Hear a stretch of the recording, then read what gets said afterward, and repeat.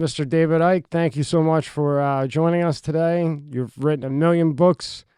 I think your theories, for a large part, have actually come true, and we're seeing a lot of them happening today in front of our face. Yeah, it's something I didn't want to be right about, to be honest. I had an extraordinary, what you might call spiritual, not religious, but spiritual experience in 1990. And it set me on a journey of asking the question, what is this reality? Actually, more than one question. What is this reality? Who are we? Where are we? What's going on? And who and what actually is controlling and directing the direction of the world?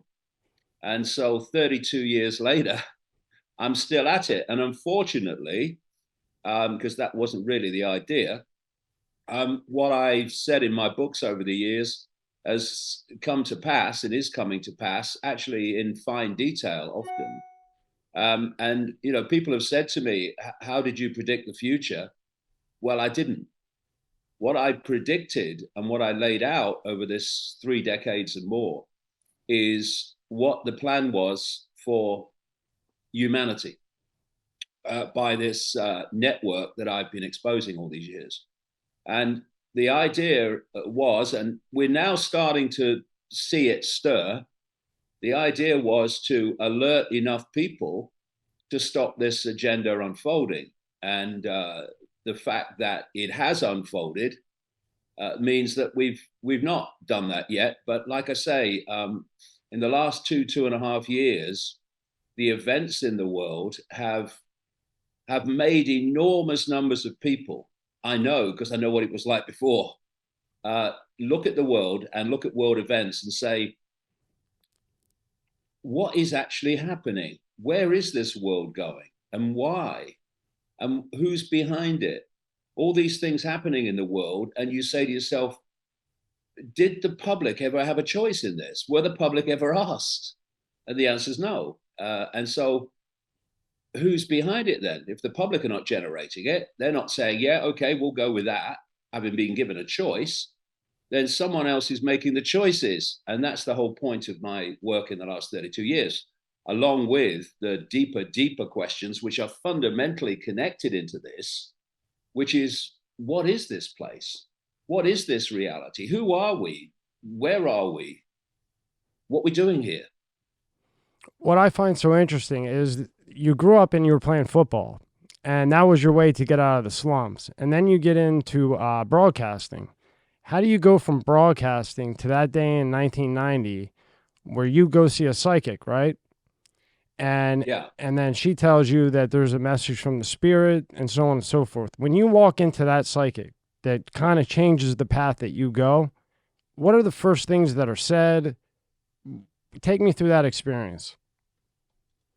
Well, what happened is that I was born in a place called Leicester in the English East Midlands, in what they call a working class environment. We rented the house off the council. And I wanted to be a professional footballer from the age of 10, 11. And fortunately, I became one. But I had to finish at the age of 21 with arthritis.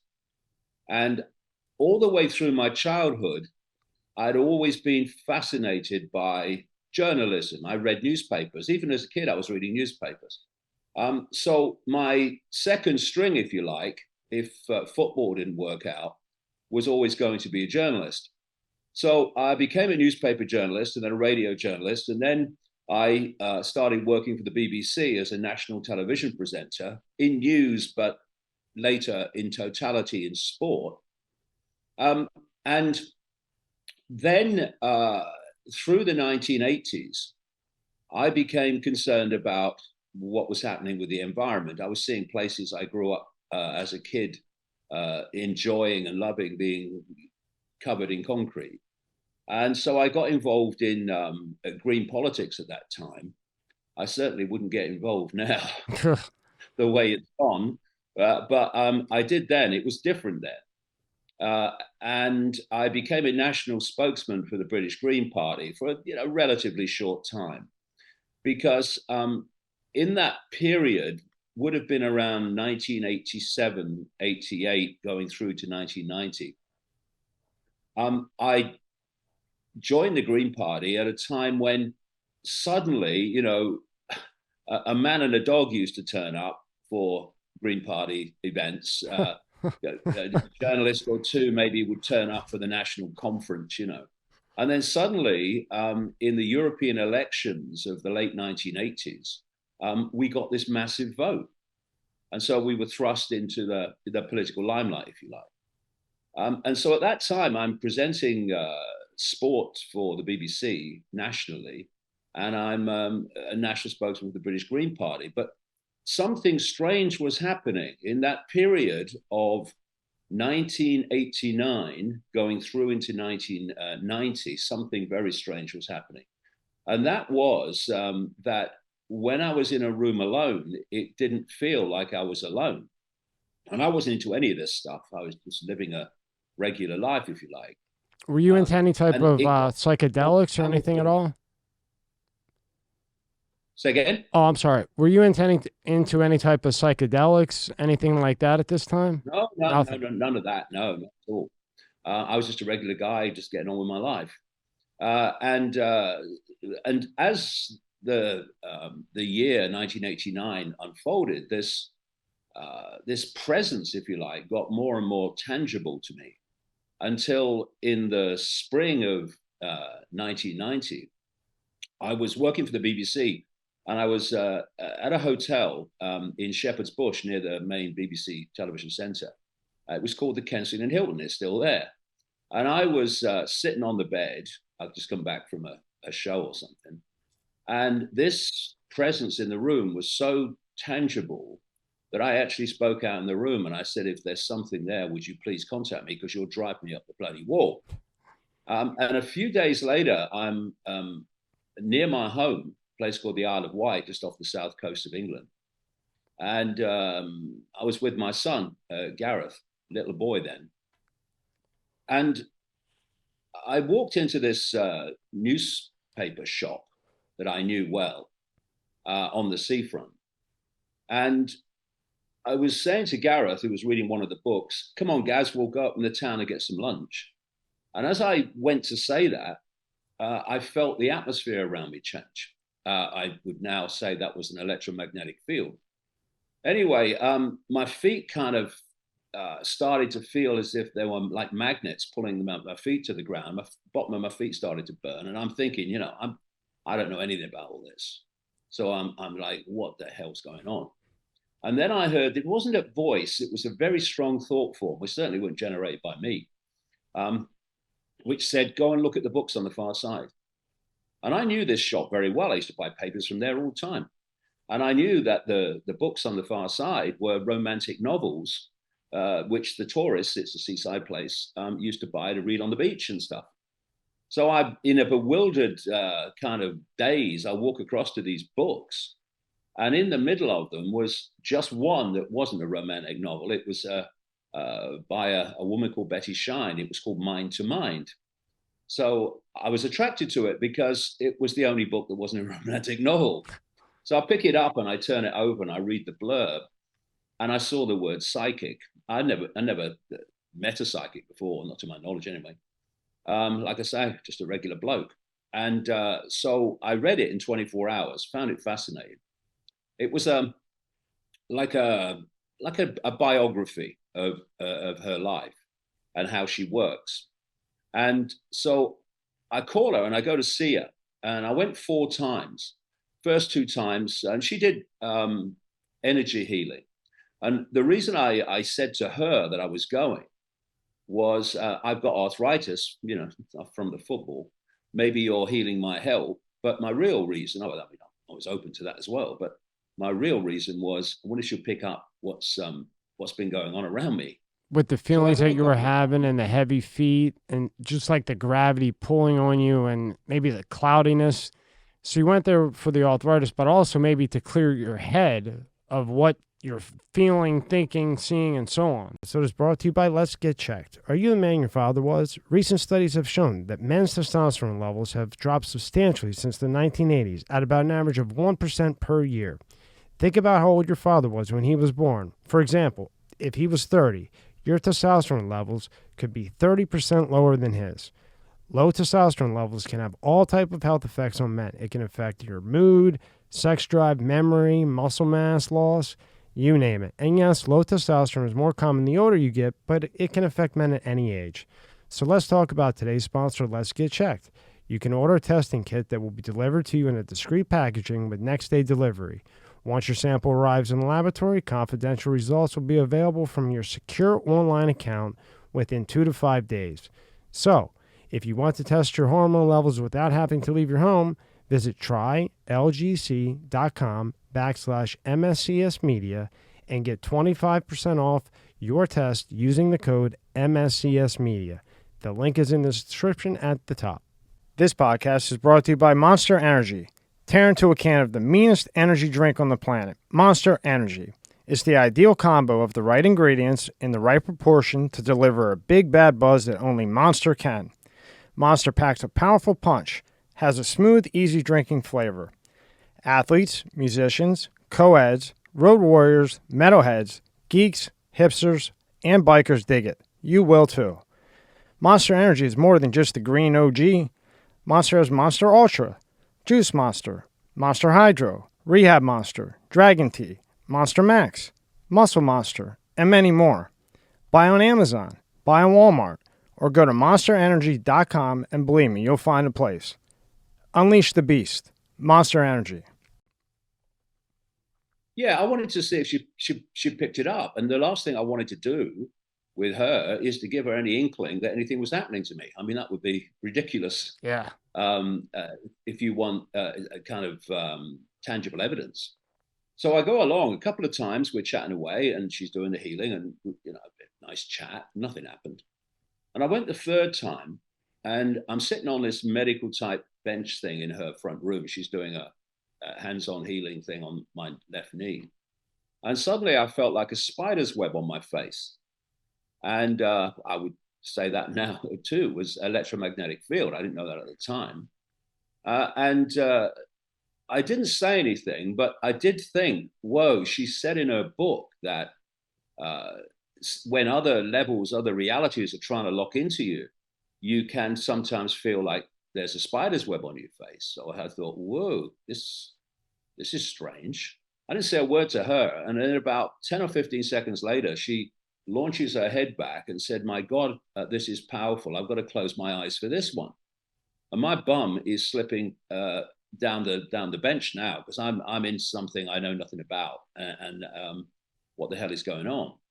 And then she started telling me that this figure, this projection in her psychic sight was telling her I was going to go out on a world stage and reveal great secrets, that one man cannot change the world, but one man can communicate the message that can change the world, that there was a massive story that had to be told, and that all that had been hidden was going to come to the surface, and that I would be led to knowledge, and at other times knowledge would just be put into my mind and I would just know it.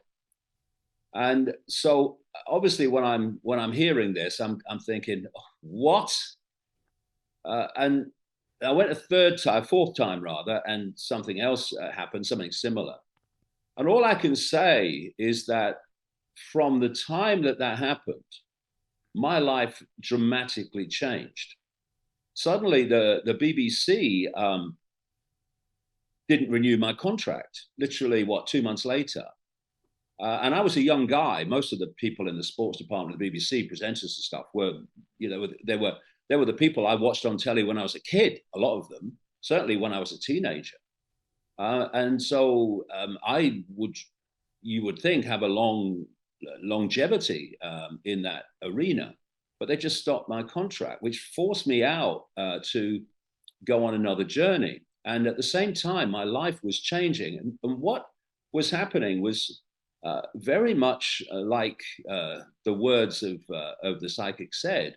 that I would be led to knowledge, because suddenly I would walk into people, personal experience, books, documents, whatever, that started to show me a picture of how the world was actually not controlled by that which appears to be controlled, like presidents and prime ministers and governments.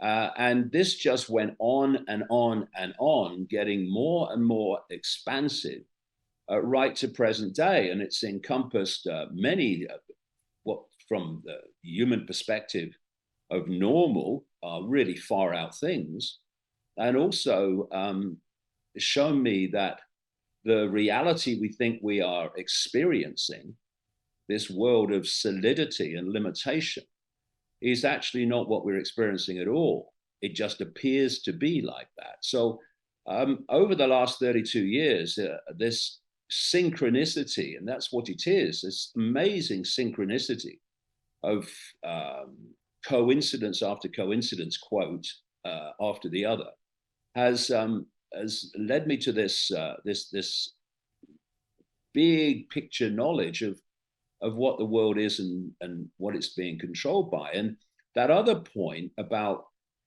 sometimes we will lead him to knowledge, and at other times we'll put knowledge directly into his mind. Well, that has certainly happened, because in the first maybe couple of years after that Betty Shine experience, I would look at information that was coming my direction, and I would conclude from that information what was going on.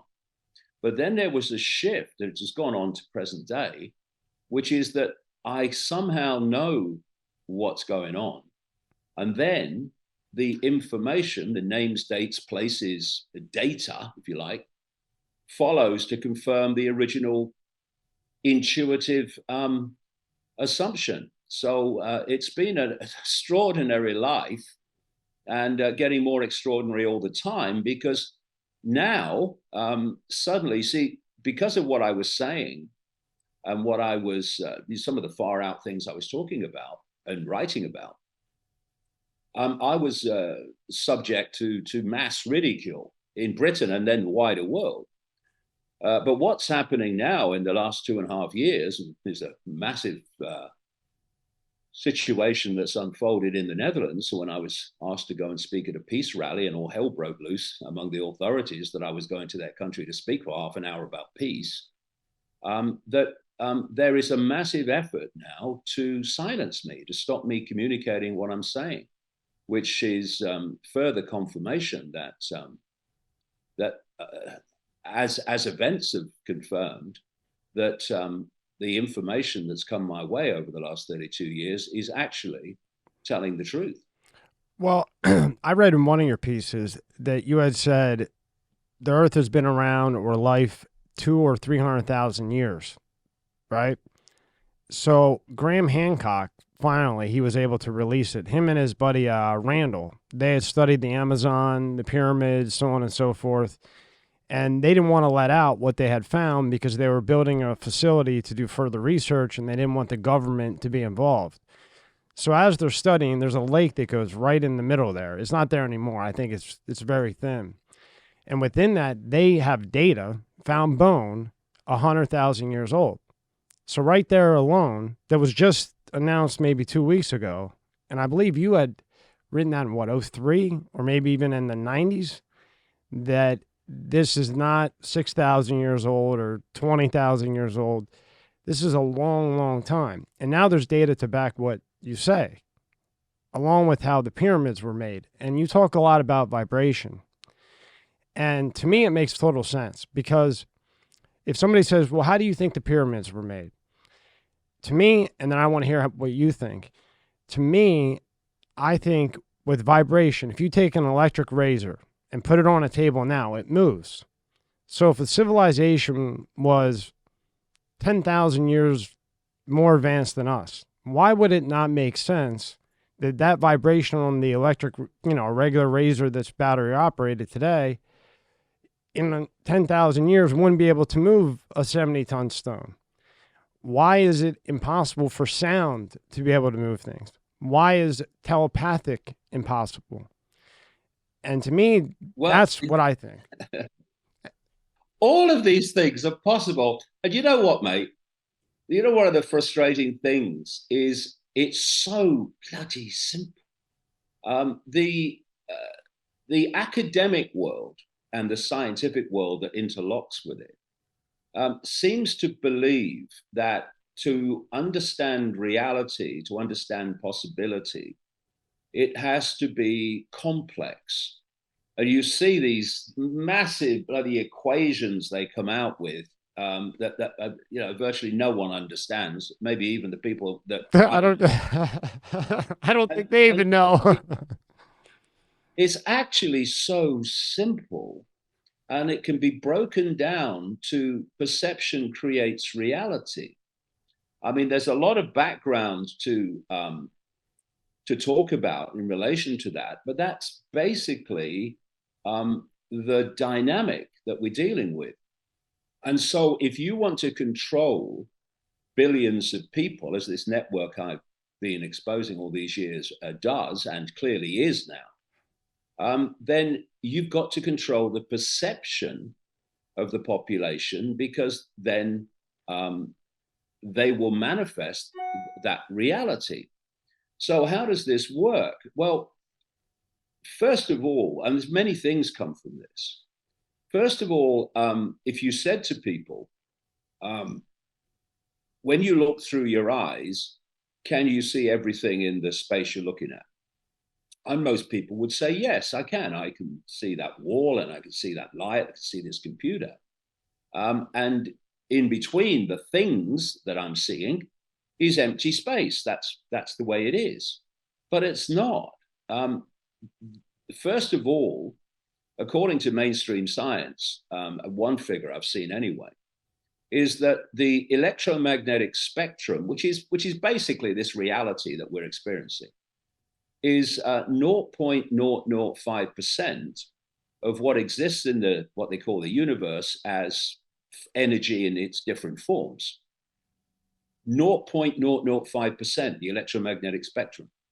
But visible light, which is the only frequency band that we can actually see when I'm looking around this room now, all I can see is what exists within that visible light, is a fraction of the 0.005%. So humans are basically blind. And what we're living in is I say in quotes for reasons that might become clear, is like a television channel. Um, if you look at the analog system, this is about vibration frequency you were mentioning. If you look at the analog television or radio system, it's different frequencies, different radio television stations sharing the same space. And if they're far enough apart on the dial, in other words, in terms of frequency, then they're not aware of each other. When you put on when you put on an analog version of CNN or Fox or whatever, you don't hear Fox and CNN coming in on the other channel. They're too far away on the dial, and the only time you get what they call interference is when two radio stations are close on the dial, and then there's this interference. So in this space that I'm looking at now is the entirety of infinite reality. But the human form, the vehicle, what I call the biological computer, is only capable in visual terms of decoding a certain tiny band of frequency, visible light. So immediately you can start to see apparent mysteries start to fall, because they do when you come from this perspective.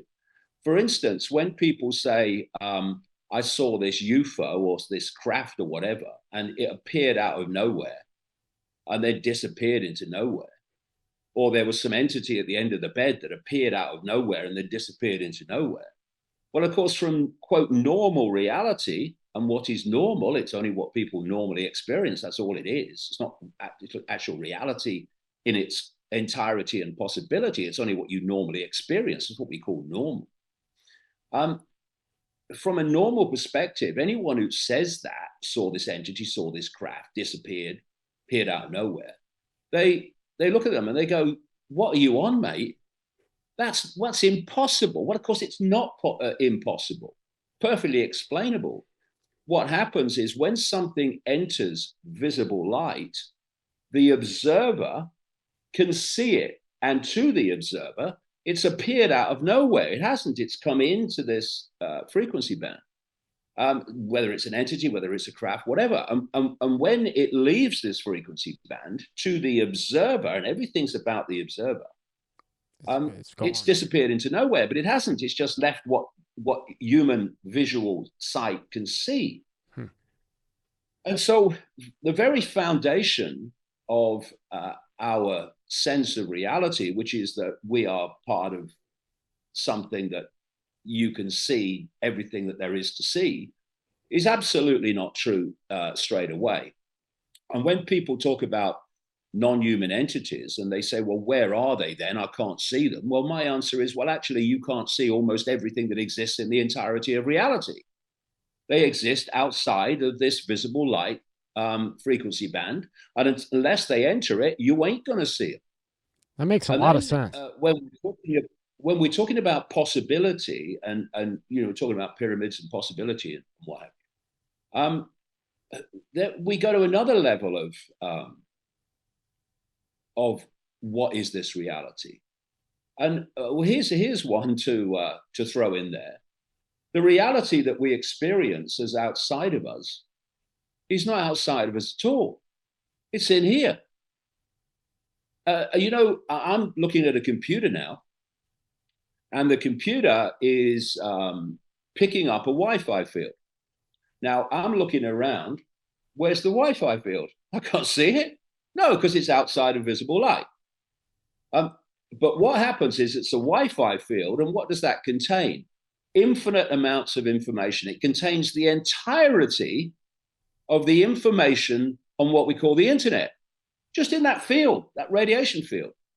But the computer only decodes the part of that infinite field that the computer is programmed to pick up. So now I'm on Zoom, so my computer is picking up Zoom. But all the rest of the internet exists in the field around me, which I can't see. And then you think, well, if you said to someone, what is the internet? They'd say, well, it's pictures on the screen, it's graphics, it's words, it's moving pictures, it's images and all that stuff. Yeah, that's what it is. Well, yes, it is, but only on the screen. The only place the internet exists in that form that we perceive the internet is on the screen of the computer. Everywhere else, it's a Wi-Fi field or electrical circuits. Yeah, exactly. And so what I've been saying over the years is this unfolding technological world that we're seeing unfold is actually mimicking the very reality that we're experiencing. And in this way, I talk about the field, and that's the field that we're all interacting with all the time. But because of the five senses, we don't see the field, but we can feel it, but we don't see it. So I'm looking around now in this room, and like I said earlier, I can see a light, and I can see a wall, I can see a computer, I can see a cup. And between them is empty space to my five sense perception. But actually, they're all joined, as we are all joined as one united consciousness, infinite consciousness, having different experiences, by this field of consciousness, this field of energy. Some people call it God, call it what you like. It's this field of consciousness. And in this field, we're interacting with. This field is waveform information. And just as the computer is picking up what it's programmed to pick up from the Wi-Fi field. So this is picking up what it's programmed to decode from, I'll call it the infinite field, though there's another level of that I'm sure we'll come to.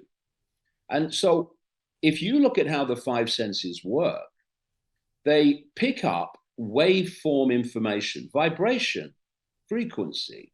I mean, the ears are the classic because they're picking up sound waves.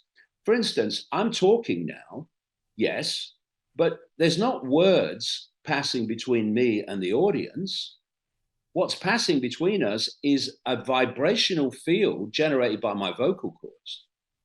And the ears pick up that field, and they turn it, this is mainstream science, they turn it into electrical signals, they communicate it to the brain, and the brain has certain areas which specialize in decoding different of the five senses. And then the brain forms that information into a reality which I say is a digital holographic reality, which is not outside of us, although I'll grant you it feels and experiences like that, but it's actually in here, just like it's what you look at the computer is inside the computer.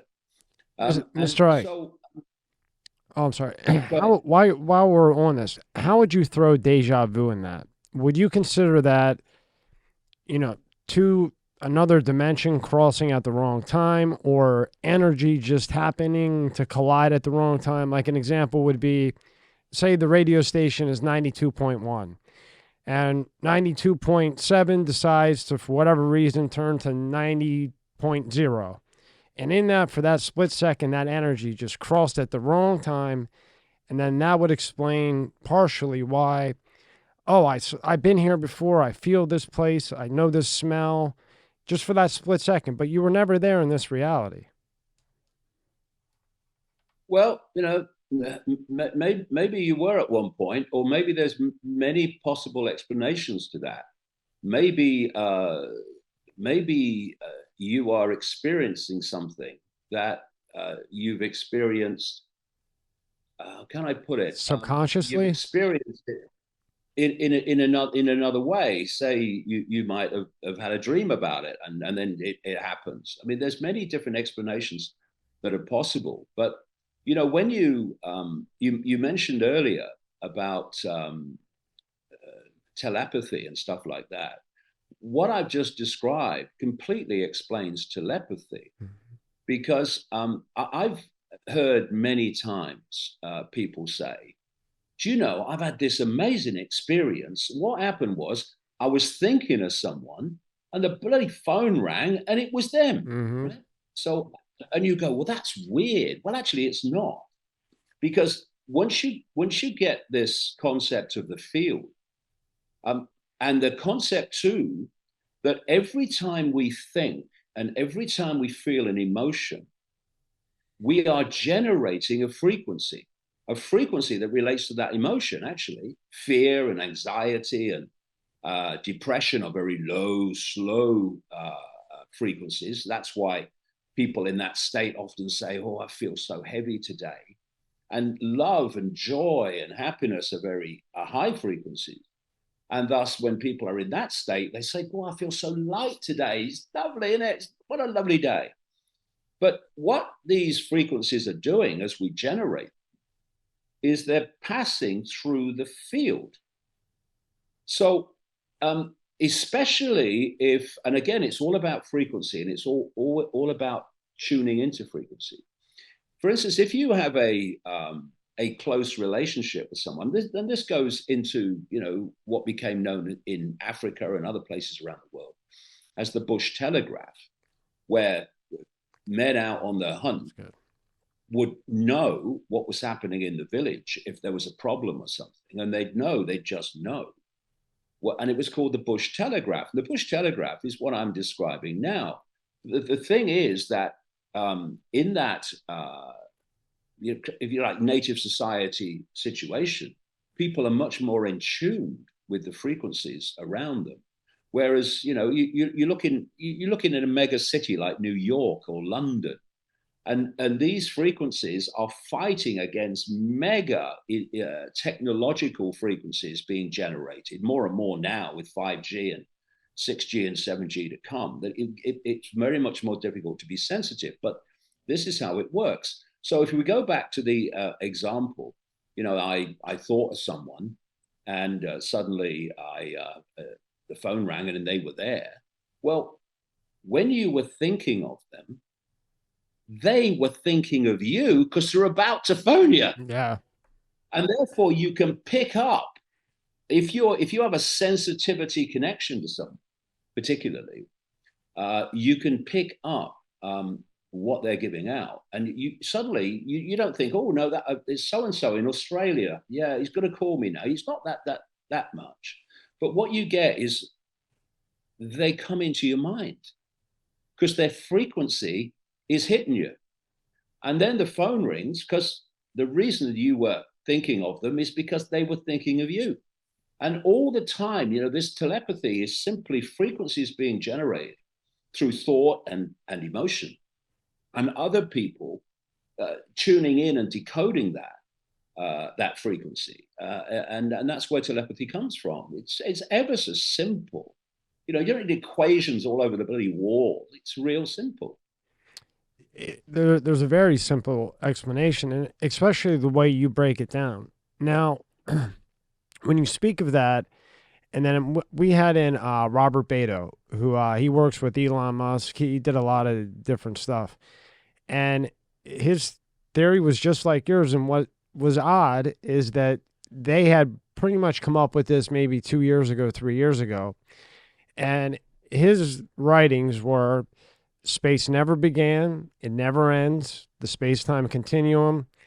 And he was the first one that shed light to me that the Big Bang never happened. And I said, come on. Because, as a kid, that's all you hear.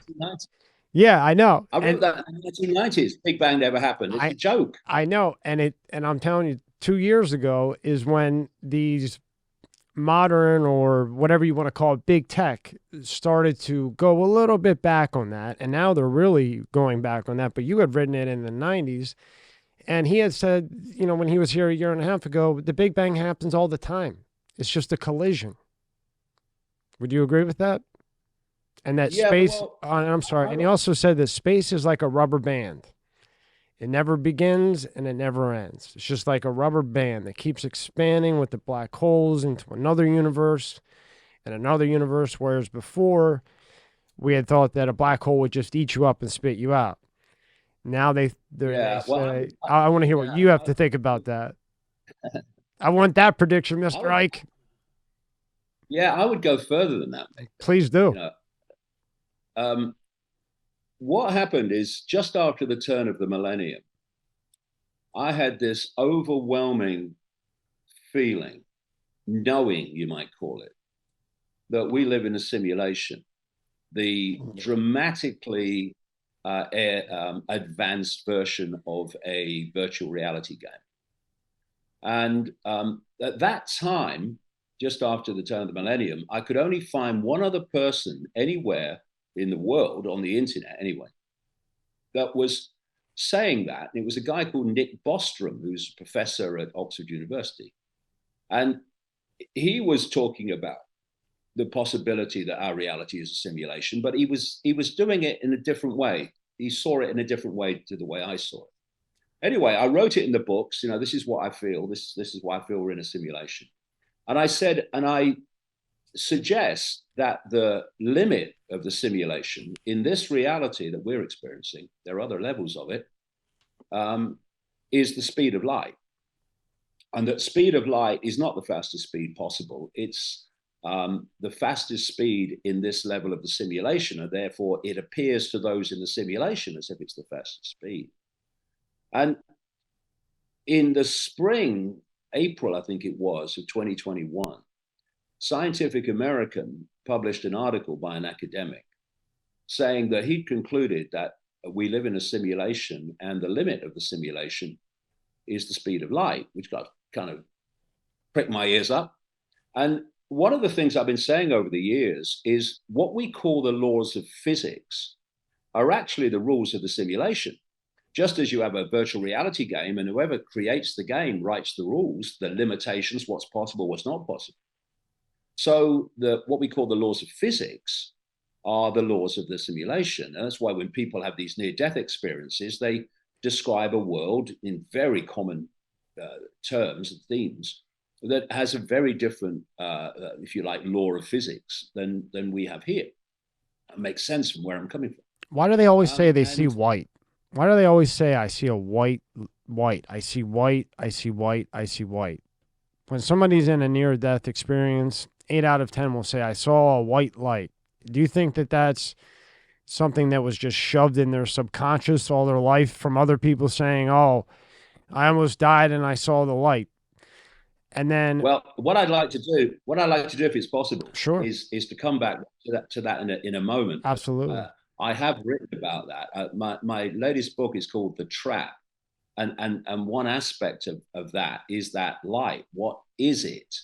But to continue the point about the simulation, what this academic said in Scientific American is that he went with the thing about the laws of physics are actually the laws of the simulation. But he then said that he felt the limits of the simulation is the speed of light, and he related that to the processing speed of the simulation. He points out you can have all the laws and physics and rules that you want, but you're still going to be limited by your processing speed. So that's where he was coming from. And what I found interesting from the time I was talking about this, and just after the millennium, is how many now mainstream scientists in the different disciplines have come forward and said it does look like we live in a simulation. There's Silas Bean, a physicist who led a team at the University of Bonn in Germany, who concluded that we probably live in a simulation and that it's based on a matrix of cubes. There was Rich Terrell at NASA in the computer department, who said in 2017 that he'd concluded that we do live in a simulation and that it's a holographic simulation, which is what I was saying all along. Also, Brian Cox. Is it Brian Cox? Yeah, he says that as well. Yeah, he said if it's a simulation, then it's not natural, is it? So some force has created it. And that's what I've also been saying all along since the 1990s, to great ridicule, but a lot less now. And so when I talk about this field, there's two fields. There's the field that you might call the infinite field, and then there's the simulation field, which is because what this simulation, this matrix is information, and this matrix field has overlaid the infinite field, and which being tuned in to this matrix field, so that's what we are experiencing. We're not experiencing infinite reality in that sense. We're experiencing this overlaid matrix reality. What would be the infinite field? What would the infinite field be? How would you describe that? That is the infinite field of consciousness. That is all that is, has been, and ever can be. And what many people call God, I call it the infinite. It's that of within which everything happens. Everything is an expression of that. But what has happened with this simulation field? It's been overlaid. And what's happening now with this smart grid, with this cloud, this technologically generated cloud from space and from towers all over the world, that's another level. That's another technological level, another technological field that's being created within the simulation field that operates within the infinite field. And so we are decoding this reality from this simulation field. And I use this analogy in the book, The Trap.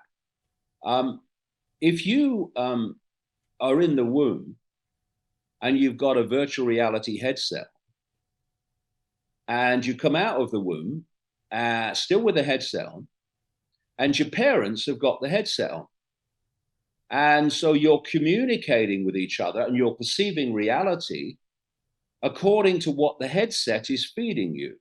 And you've only got to see people, there's many videos of it on the internet, who have these headsets on, these virtual reality headsets, and they're in a quiet room like this, but not in their perception, they're not. In their perception, they are where the headset information is telling them they are, and they're thrashing around and all this stuff. Because what do these virtual reality the games do? They override the five senses. They connect into the five senses, which starts decoding a different reality.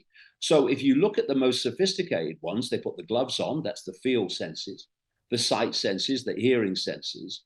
And suddenly there's five senses that were perceiving this reality are now being overridden by technologically generated information, which they are decoding into a fake reality. So take the analogy on. You come out of the womb with a headset on, and you then have parents with a headset on, brothers and sisters with a headset on. You go to school, everyone in the school's got the headset on, the teacher's telling you about what reality is and what you must believe and not believe and everything like that. They've got the headset on. You go on to university, the professors have got the headsets on. You go out into the world, your peers around you in the world of work have got the headset on. You put the television on. Hello, good evening, and welcome. The presenters and the journalists, what pass for them, have got the headset on. Then a politician comes on and makes a speech. He's got a headset on. She's got a headset on. The scientists have got headsets on, apart from those that are at the cutting edge. The academics have got the headset on, and if they don't do what the headset tells them is real, or say what the headset tells them is real, they're going to lose their job very quickly. We've seen that in recent years, my God. Doctors too. And then everyone with a headset is confirming to everyone else that what the headset is feeding them is reality. And then nobody people like knows. me come along. They say it's all an illusion, mate. It's not like you think it is. And what the headset people do is they call you mad, Oh, and they yeah. ridicule you, and they call you dangerous.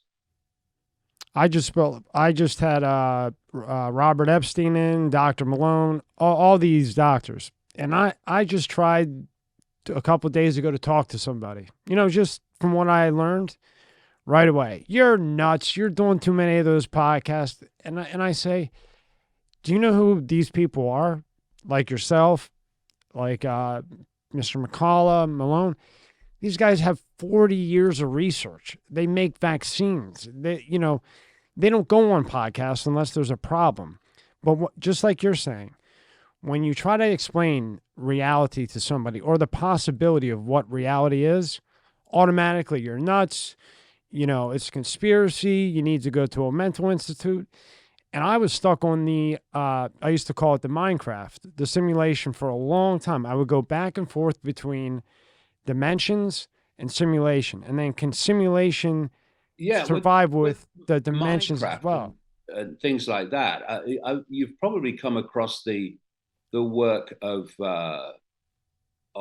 academic physicists and such like, who've pointed out that this reality can be broken down into mathematics in the same way that computer systems can.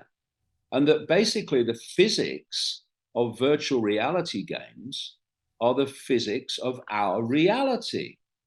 And there's a guy called Max Tegmark at MIT, or at least he was at MIT when I researched what he was saying. He was saying exactly this, that you can look at the mathematical nature of our reality, and it's just the same as a virtual reality game. And then there's James Gates, who was a science advisor to the Obama administration. He started looking at the possibility that we are in a simulation, in a matrix. And he did press conferences in which he pointed out that what you find in computer systems, you find in the fabric of this reality. And so you can start to see why it is that this technological world that's rolling so fast and changing our society so fast is actually mimicking the very reality that we experience, because in that sense, the reality that we're experiencing is not natural. It's created, and it's created in the same basic way as the Matrix movies portrayed. If you look at how the Neos and the Morpheuses, etc., entered the Matrix, they didn't walk into it with their bodies. Their bodies were outside the Matrix. They went into the Matrix with their minds. That probe in the back of the neck connected them to the information that was the Matrix, and their brain started to decode it. Now, just relate that to a headset, and suddenly you can see the concept. This is a manifestation of our mind. And I say in the trap, I think everything is a manifestation of mind, including the body. I'm looking at reality from a completely different direction to the mainstream. But what is happening more and more is mainstream people are coming out and saying, well, actually, it does look like this. It does. It does. So how would the dimensions counter align or align with the simulation? Because like I said, I was stuck on that simulation for a long, long time. That's what made sense to me, along with the dimensions. But how would could they coexist? Could a simulation and dimensions coexist? Yeah, I mean, if you look at the infinite field, it's an infinite field of different realities, what people call dimensions. What are those different realities? They're different bands of frequency. And what this simulation is something that is overridden and become a self-contained reality within infinite reality. And the idea is to maintain humanity within a state of ignorance about where it is and what's going on, so that we stay within this enclosed field that I'll call the matrix or the simulation. Now, this is fascinating. You should raise this because in the book, The Trap, I do explore all this in detail, because I've looked at all possibility, and what I don't do is just dismiss it unless I know it's not true from what I've seen before. I don't just dismiss it. I give it a chance to make its case. And I've looked at reincarnation, the recycling, if you like, of consciousness in and out of this reality through the vehicle, the body. And I've seen enough evidence to convince me that it's real. But I have big questions that follow that. According to mainstream science, as they project it currently, compared with the projected size of the universe, planet Earth is the equivalent of a billionth of a pinhead. So if you go to the Eastern religions, they are saying that we have to keep reincarnating to learn lessons, to reach a state of enlightenment where we no longer have to be in that cycle, that wheel of misfortune, that I would call it. And so the idea that we have to keep reincarnating onto a billionth of a pinhead to learn lessons, to reach a state of perception and enlightenment where we don't have to do that anymore, frankly, seems rather ridiculous to me. And the other question I had, or I had many, but this was enough. Given that if you look outside the world of the more privileged of Western society and more privileged of other societies as well, then most people have a bloody hard time here. You look around the world. I've been to countries, many countries. I've been to about 60 countries now. Wow. where you look at life in those countries and you think, my God, what a nightmare, what a daily trudge and battle to survive. What's one of And the so my worst question countries you've been was, to? What's one of the worst ones you've been well, there's to? a lot. There's a lot in Africa. There's a lot in South Yeah, America. South America. I mean, I remember being in Ecuador, Oof. and I went to this massive rubbish tip, and a massive rubbish tip, and there were people living in makeshift homes around the rubbish tip, Yeah. and I'm thinking, what's going on? And then the vans would appear from the Western hotels um, with the food that hadn't been eaten, and they would tip it onto the tip, and then suddenly people appeared from everywhere to get the food. You know, it was horrific, heartbreaking to watch. But the point I'm making is, and the point I asked was, I can understand you might get trapped and come into this reality once, but when you left it, you'd say, I ain't going back Not there. going back. I've That's had horrible. enough. Yeah. Yeah. So my point is that, so why do people keep reincarnating? And how does this reincarnation work? And then as I explore in the trap, it seems to me that this level of the matrix, the simulation, is only one level of it. There are other levels of it, and those other levels are known as the spirit world, because there's the simulation levels where your consciousness gravitates to when you leave the body, if you're not in a high enough vibrational state, perceptual state of enlightenment, exactly what they talk about in the Eastern religions, to Yeah. get out of here, to get out of the matrix, which is a frequency field. It's a frequency prison. Almost like a bubble. Then you gravitate to other levels of the matrix, what you might call the non-physical level. So there is no physical, really, if you get deep into it. And then you keep coming back.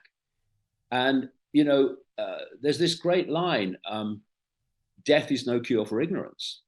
And you can remain in a state of ignorance within the matrix and believe that these other levels of the matrix are actually the spirit world. And you can actually believe that actually what you need to do is keep coming into this reality to learn lessons in it. And the whole point of the matrix and that which is behind it is to keep consciousness within it, within the frequency walls of the matrix field, prison, because then they're not going to get out. And there's this old esoteric concept of the ring pass not, which is said to be a point, almost like the outer skin of a bubble, that if you don't have a frequency high enough to get through, it's all about frequency, this ring pass not, this wall of the matrix, as I would call it, then you stay within the matrix.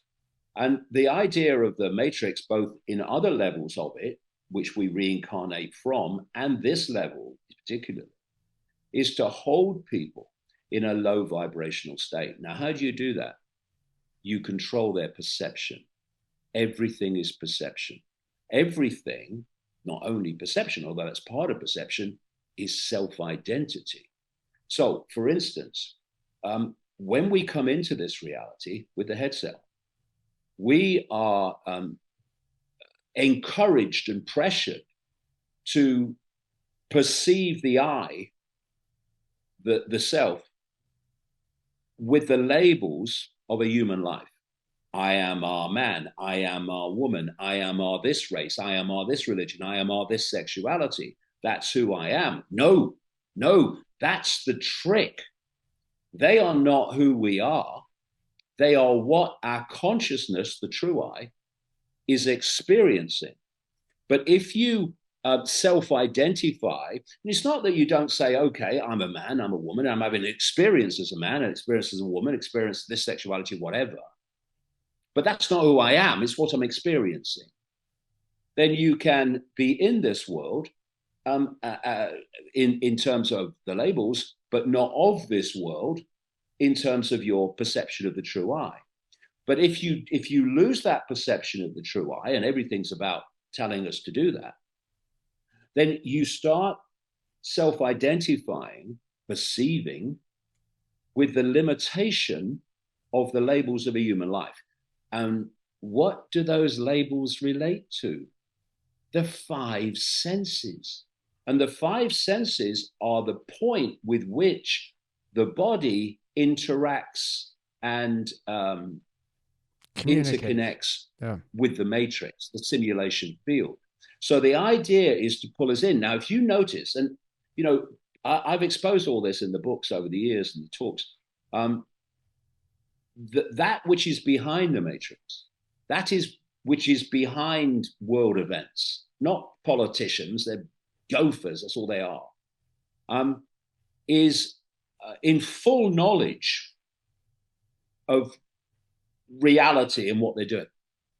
So what they're doing now is they are subdividing the previous labels of a human life into smaller and smaller myopia of labels. So now we have LGBT and on and on and on the letters go. I think there's a massive number of letters that some universities are using now for self-identity. And every single one of those letters is a self-identity relating to the five senses. So now the I is my sexual preference. No. I don't care what your sexual preference is. Enjoy, as long as you don't force it on anyone else. Right. But that's what you're experiencing. You are the I.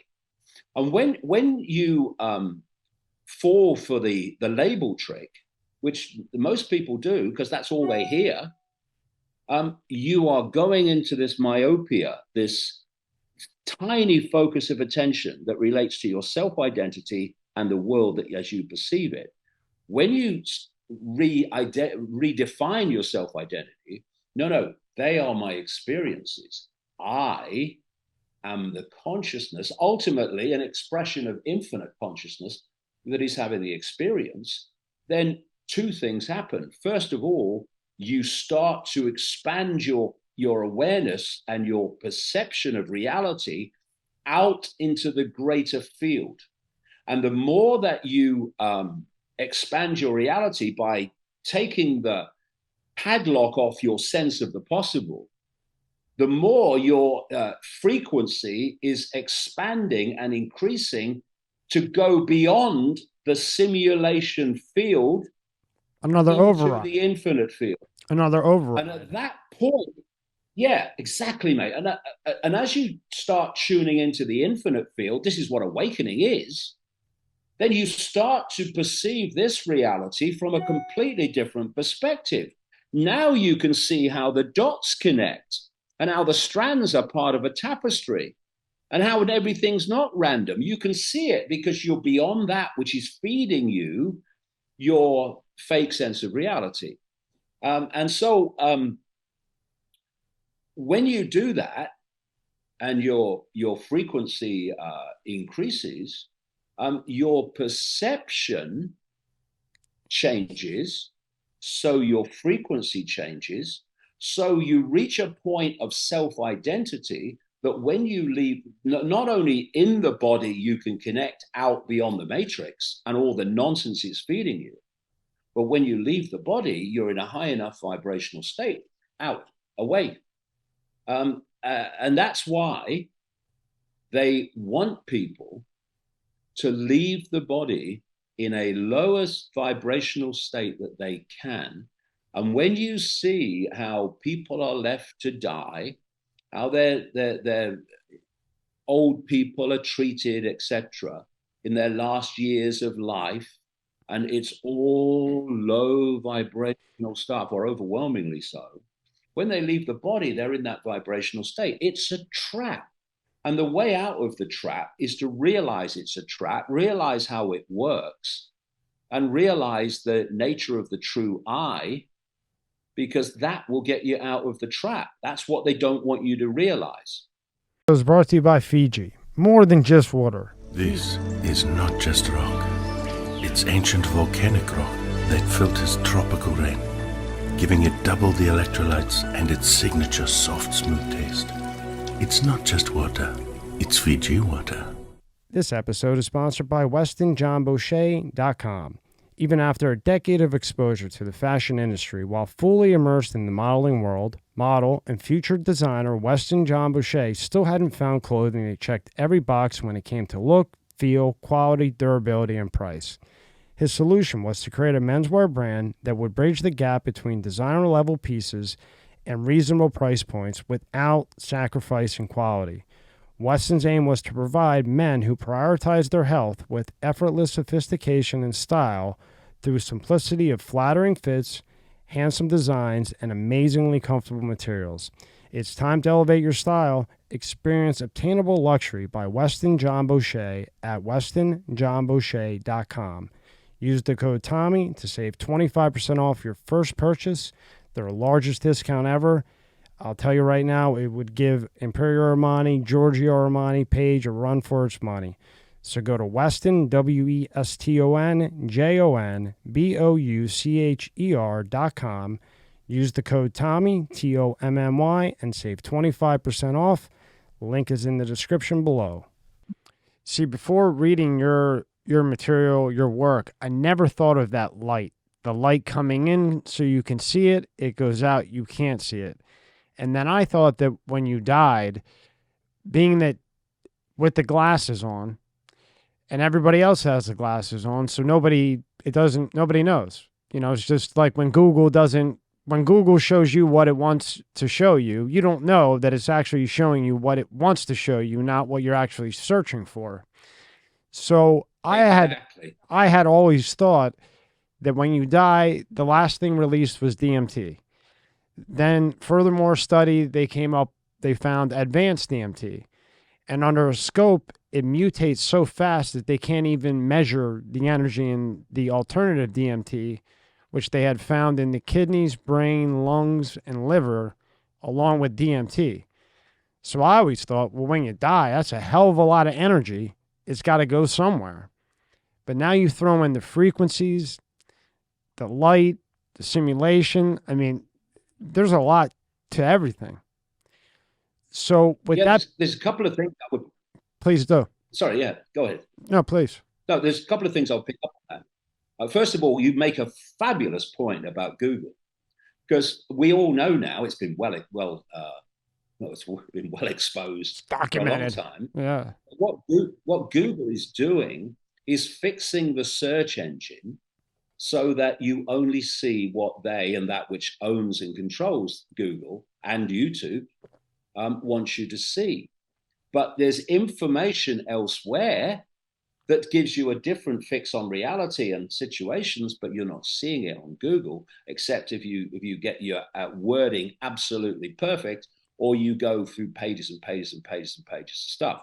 That is such an analogy of how the nature of reality and the nature of what's going on in the world is kept from us by this system. But the other point, and this, you mentioned the light, it comes back to this tunnel of light.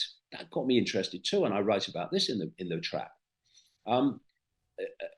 So many people who had near-death experiences, they say that they went through this tunnel of light. It's a very common theme. Light the white. And when they get to the end of the tunnel, there are loved ones or whatever, and they talk about a point where if you cross it, sometimes it's symbolized as a wall, sometimes it's symbolized as an archway, whatever. If you go through that, then you can't come back into the body. And because they're near-death experiencers who do come back into the body, they don't know what's beyond that. They obviously they don't. And so what I say in the trap is that you go beyond that point and you're going into the recycling system of the matrix so that you're going to come back into reincarnation. And when I was writing the book, I read a lot of the work of therapists and psychologists and what have you, who had sought to take people back in their consciousness to memories of what you might call between human life world. And I found it very compelling because the common themes were compelling. And I looked at it and I read what they were saying and how they were describing it. And I thought, this is another bloody hierarchy. This is another control system. They're not talking about infinite reality and, going into the infinite forever and exploring wherever they want. No, they were talking about a hierarchy. And then the hierarchy would and they'd meet groups of elders who would discuss their previous life on Earth. What? I'll decide what I do, mate, not you bunch of prats. Thank you very much. Who are you? Who are these people in these other levels of the matrix? It's another hierarchy. And all hierarchies are control systems.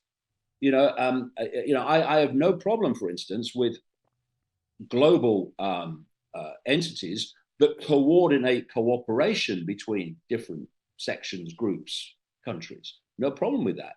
But that's not what happens. The hierarchy is a top-down dictatorship, that kind of hierarchy. And I saw that in the so-called after human life world. And the pennies started to drop. And, what I do in the book, I mean, it does go into some very deep areas. I started to realize, I do explain why I think that and the evidence to support it, that while we're in a human life, we are being tracked. We're being tracked from these other levels of the simulation. And well, people say, oh, you can't track 8 billion people. Well, hold on a minute. Why not? The Chinese population is about 5 billion, and they're being tracked in real time more and more. With their eyes Why closed. Can't we? Chinese track with their eyes closed. And every other country as well. Exactly. And you will have come across this concept of the akashic records, which is a concept in the esoteric world. And it basically was made popular by a bloke called Icke, who used to go into a trance and then talk about healing and reality and the future and all that stuff. And the akashic records, when I started in this process from 1990, I came across the akashic records, but I didn't really go there much. And then when I was writing The Trap, I thought, akashic records, that sounds to me like almost like a database. So I started reading about it and what was claimed. And even in some of the analogies that were describing these akashic records, according to Icke, were a level of reality where everything is recorded and everything that's happened in the human world is known. Stored. Conversations, happenings, events, all of it is recorded. And I thought, sounds to me like a bloody advanced database. So I started reading about it. And as I say, even in some of the analogies that people promoting the existence of these akashic records were describing them in terms of a computer system and a computer database. And I thought, well, that's exactly what it seems to me they are. And so for me, all this reincarnation, karma, and all this stuff going on, it's actually being driven by a level of AI that is vastly, almost inconceivably more advanced than the AI that we're having now. But what it seems to me is these levels of AI that operate in other levels, other frequency bands of the matrix, are actually now being filtered in and sifted in to our reality. So we are starting to mirror here what's actually running the matrix in other levels of reality. And so, you have this concept that near-death experiences talk about of the life review, where their whole life passes before them and it's reviewed by these elders and all that stuff that they talk about. Well, if you had an akashic record, which is literally an immensely advanced database containing everything that happened in your life, well, that becomes suddenly possible. And I do think that the trap goes much deeper than, I explored and revealed in enormous detail how this world, with the human world, is controlled, and who by and to what end. But when you go into these other levels of the matrix, you can see that it's much, much deeper than that. And then I really like how you speak about the Illuminati. How does the Illuminati fit into all this where it makes sense? How would you fit in the Illuminati in a simple way? Because so far, you've been excellent at explaining. Yeah, okay. Again, it's very straightforward and it's very simple. Very simple. The complexity is how it plays out. It seems to be complex, but you get it to the core and it's simple. For me, genius is not understanding complexity. It's seeing the simple hidden by complexity. And this whole, in its foundation, it's very simple the way it works.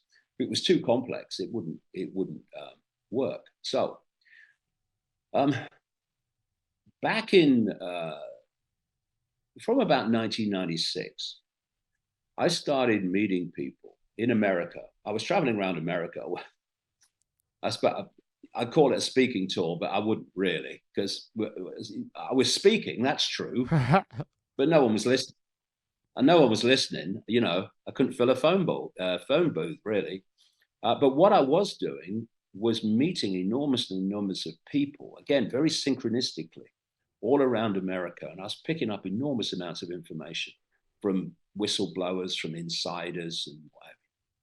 And I then started to look at this and think, well, this control system was not created 5 years ago or 50 years ago.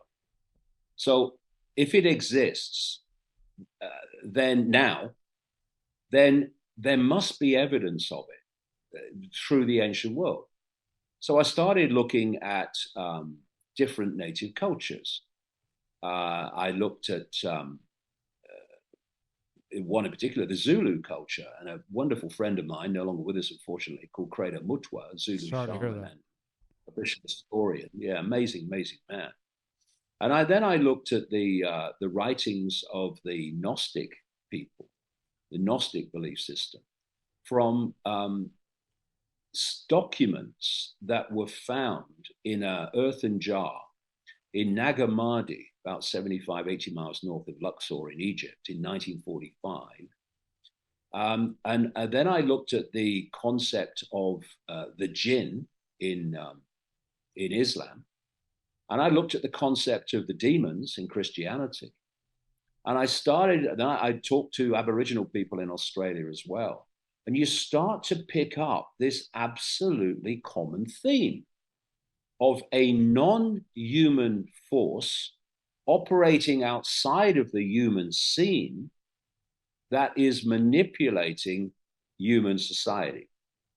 And interestingly, if you look at the Gnostic writings and the Nagamadi texts, which are a real treasure trove, really, of information, about a fifth of those texts found in 1945 and estimated to have been hidden away in that earthen jar, maybe about 400 AD, although they would seem to go back further.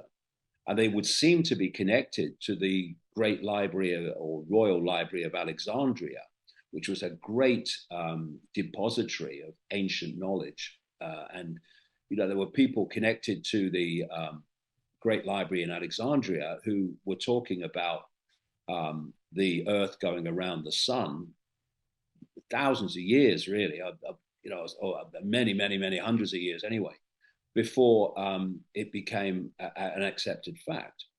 And about a fifth of these writings, these Gnostic writings, talked about Archons. Now, Archon is a Greek word meaning rulers.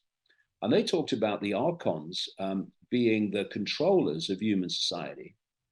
And interestingly, they said in these writings that go back all that time, that the Archons created a fake reality. And that this world that we are experiencing as humans is a fake reality. And they describe it in these terms. It's a bad copy of original reality.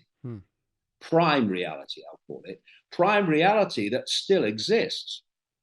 And so one of the things I write about in the books is how this matrix is actually a frequency digital holographic copy of prime reality, or just part of prime reality with an infinite reality. And that this is a trap. And this whole concept about the Garden of Eden is the reality, the prime reality, I would say, that humans' consciousness, as we call it now, got trapped into. And so if we're looking at this level of the matrix beyond the human scene, and some people call it the lower astral, call it lower fourth dimension, if you call this the third dimension, is where these entities, and ultimately a very distorted, disturbed state of consciousness, actually exist. And so when I have researched famous people within this reality in politics and business and corporations and all these different elements, so many times, a common theme has been Satanism. And so when the ancients talked about sacrifices to the gods, and they talked about worshipping the gods, well, who the hell were these gods? And they did it openly in ancient times. Now they do it secretly in their satanic rituals all around the world, which are extraordinarily common. And the big rituals of the big names. So who the hell? These people are very disturbed, but they're not intellectually stupid. They wouldn't be doing satanic rituals to that which doesn't exist. So what are they doing them to? And what you realize then is that these lower levels of the astral, which are part of this matrix, that's where these gods exist. These gods that Christians call demons, Islamic people call the jinn, the Gnostics call the Archons, and Credo Mutwa and the Zulus call the Chitauri. And so what they are doing in their rituals is they're having sacrifices and rituals to the gods. And these are the entities in this other dimension, which is very, very close to this one, but not close enough for us to see.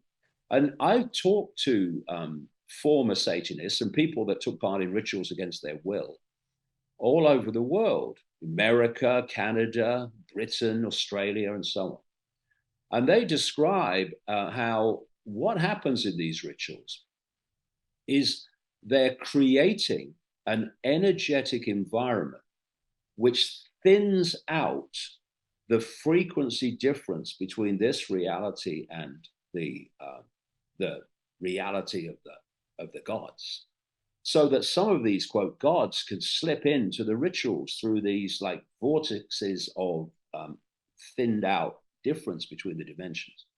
They can't stop for long, but they so many people have described seeing them manifest and describe them in the same way. It's very compelling. And the other thing that you think of is, so what's this sacrifice to the gods all about? Well, this lower end of the astral, this lower end, or this part of the matrix where these gods exist, is a very, very low vibrational state of being and frequency band. And if it's like radio stations and television stations in the analog system, if you're going to absorb energy, then you have to absorb it within the frequency band that you're operating. Because if you're not, then the energy will pass through you like two radio stations pass through each other without interference. If you're going to absorb it, that energy has to be within your frequency band. And so the frequency band of this lower astral, of these gods, which will explain a lot about the state of our world, is the same frequencies that relate to low vibrational emotion. Fear and terror being the major foundation one. Depression, anxiety, all these resentment, hatred, all these low vibrational emotions. So the more that they can generate humans to create by their state of being, the more energy there is for them to absorb. And in a sacrifice ritual, they are particularly designed to generate maximum terror from the sacrifice. And when they talk about, in the ancient world, sacrificing young virgins to the gods, they were talking about children.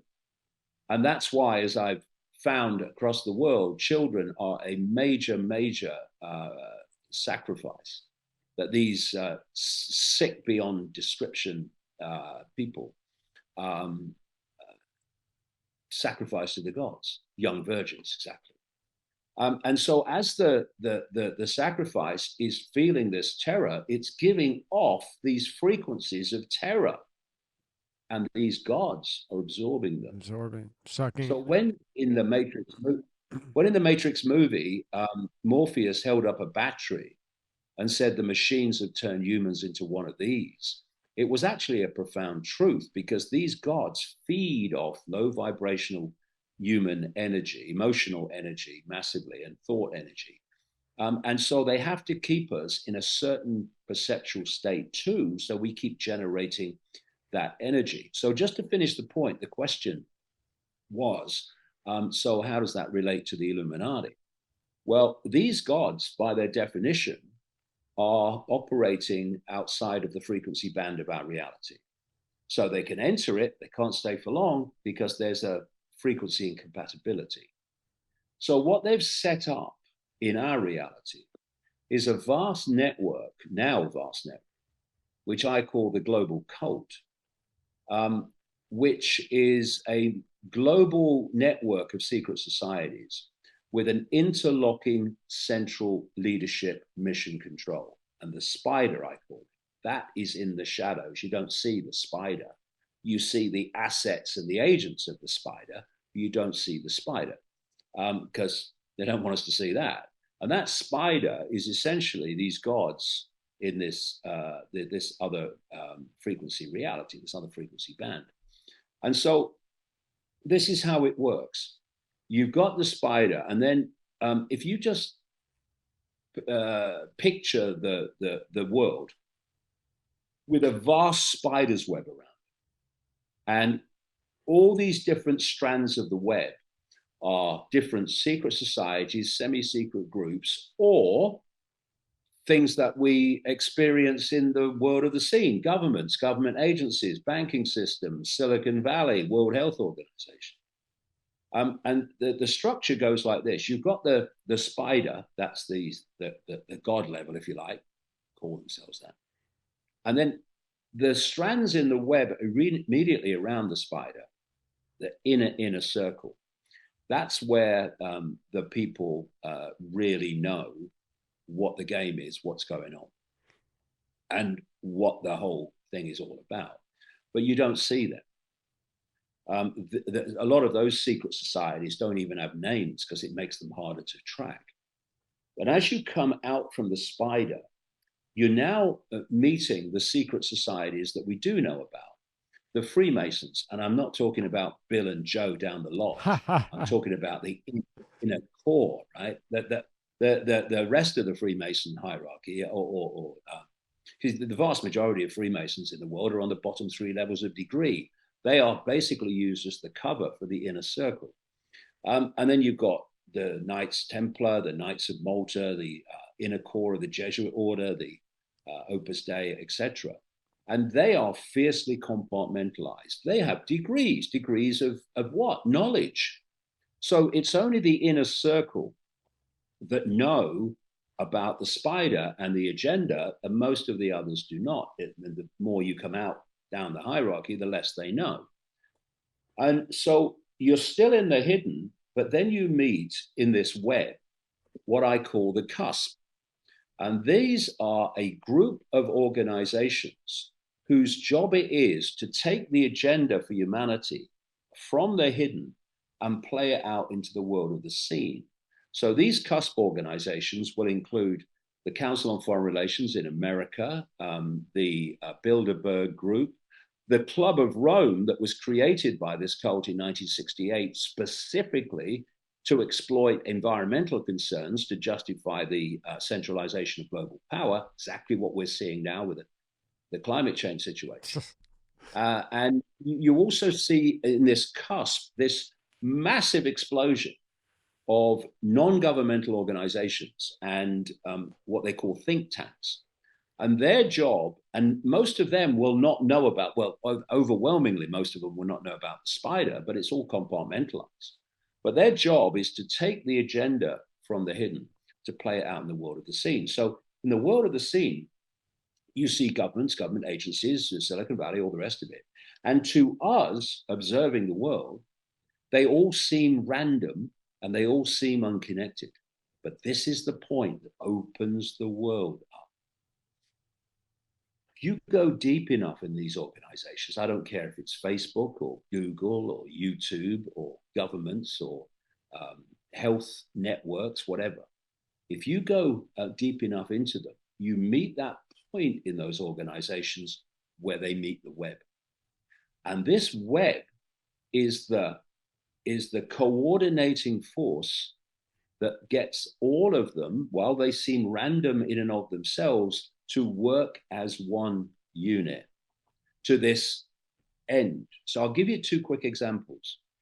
When the big C appeared out of China, or at least the story of it did, the World Health Organization, which was created by the Rockefeller family in 1948, and is now run by Bill Gates, who is a Rockefeller gopher. Great guy. Their families go way back. Great guy. Yeah, and eventually connect, according to some. I'm sure. The World Health Organization set out the narrative. This is what it is, and this is how you must all react to it. At that time, if you remember, Silicon Valley platforms like Facebook and YouTube and so on were saying, we're going to censor postings and videos that challenge the World Health Organization version of events. Now, from a everything is random and unconnected point of view, you'd look at that and say, well, hold on a minute.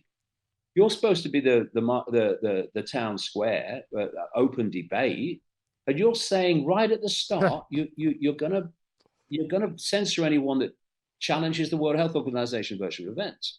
So, from a random point of view, that's unexplainable, but from a web point of view, it's perfectly explainable. As I show in the books in great detail, Facebook and Google, etc., are not just controlled by this cult; they were created by them. You look at their background and where they came from. Never mind the cover story. Look at the real story. And so what you've got with the World Health Organization, created by the cult through the Rockefellers, and why? To control global health policy from a single point. That's why centralization of power has gone on century after century and getting faster and faster and faster, because the more you centralize power, the fewer people have the power over more and more people. This is how the cult operates. So what you've got in that situation I've just described is the World Health Organization putting out the agenda that the cult wants people to believe and the response that the cult wants people to, governments, etc., to have. And you've got the World Health Organization, a cult entity. And then you've got Silicon Valley, another cult entity censoring on behalf of the World Health Organization narrative. So the cult narrative is the one that prevails. And then there's another example, and it's a very sinister one. That's sinister enough. But the big pharma cartel that has produced these big C vaccines that are not the vaccines by any criteria, except they had to change the criteria of what a vaccine is to fit this, because they're not a vaccine in the normal description of a vaccine. But the big pharma cartel, now through Pfizer and Moderna, etc., was created by the Rockefellers, same people that created the World Health Organization, through J.D. Rockefeller. And that expanded into the big pharma cartel that we see today. Now, when you're someone like me and you kind of see how it works, you know that when Pfizer, Moderna, Johnson & Johnson, whoever, go to the CDC or the FDA in America, the so-called regulators of big pharma. Sure. And they ask permission to use their fake vaccine on younger and younger people. You know they're going to get it. And we have an organization, the equivalent of the CDC in Britain, called the MHRA. And you know that when these characters from Big Pharma go to the MHRA, they're going to get permission for whatever they want, and the same around the world. And that's like, well, hold on a minute. These regulatory agencies are supposed to protect the public from Big Pharma, right? Yeah. So why do they never push them back? Why? Because the cult created Big Pharma, and the cult owns the regulatory agencies, which means one arm of the cult gives permission to another arm of the cult to advance the cult agenda of putting this absolute toxic shite, synthetic genetic material and nanotechnology into as many people as it can. And this isn't the first time. You realize how this structure works, the world becomes an open book.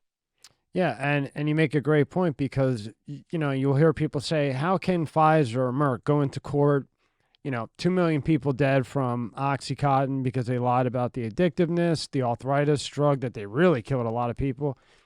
Here's 20 billion, even though they made 400 billion on the drug. Here's 20 billion, and they go make another one. One thing you had said that I want to go back to real quick, if it's okay, with the spider.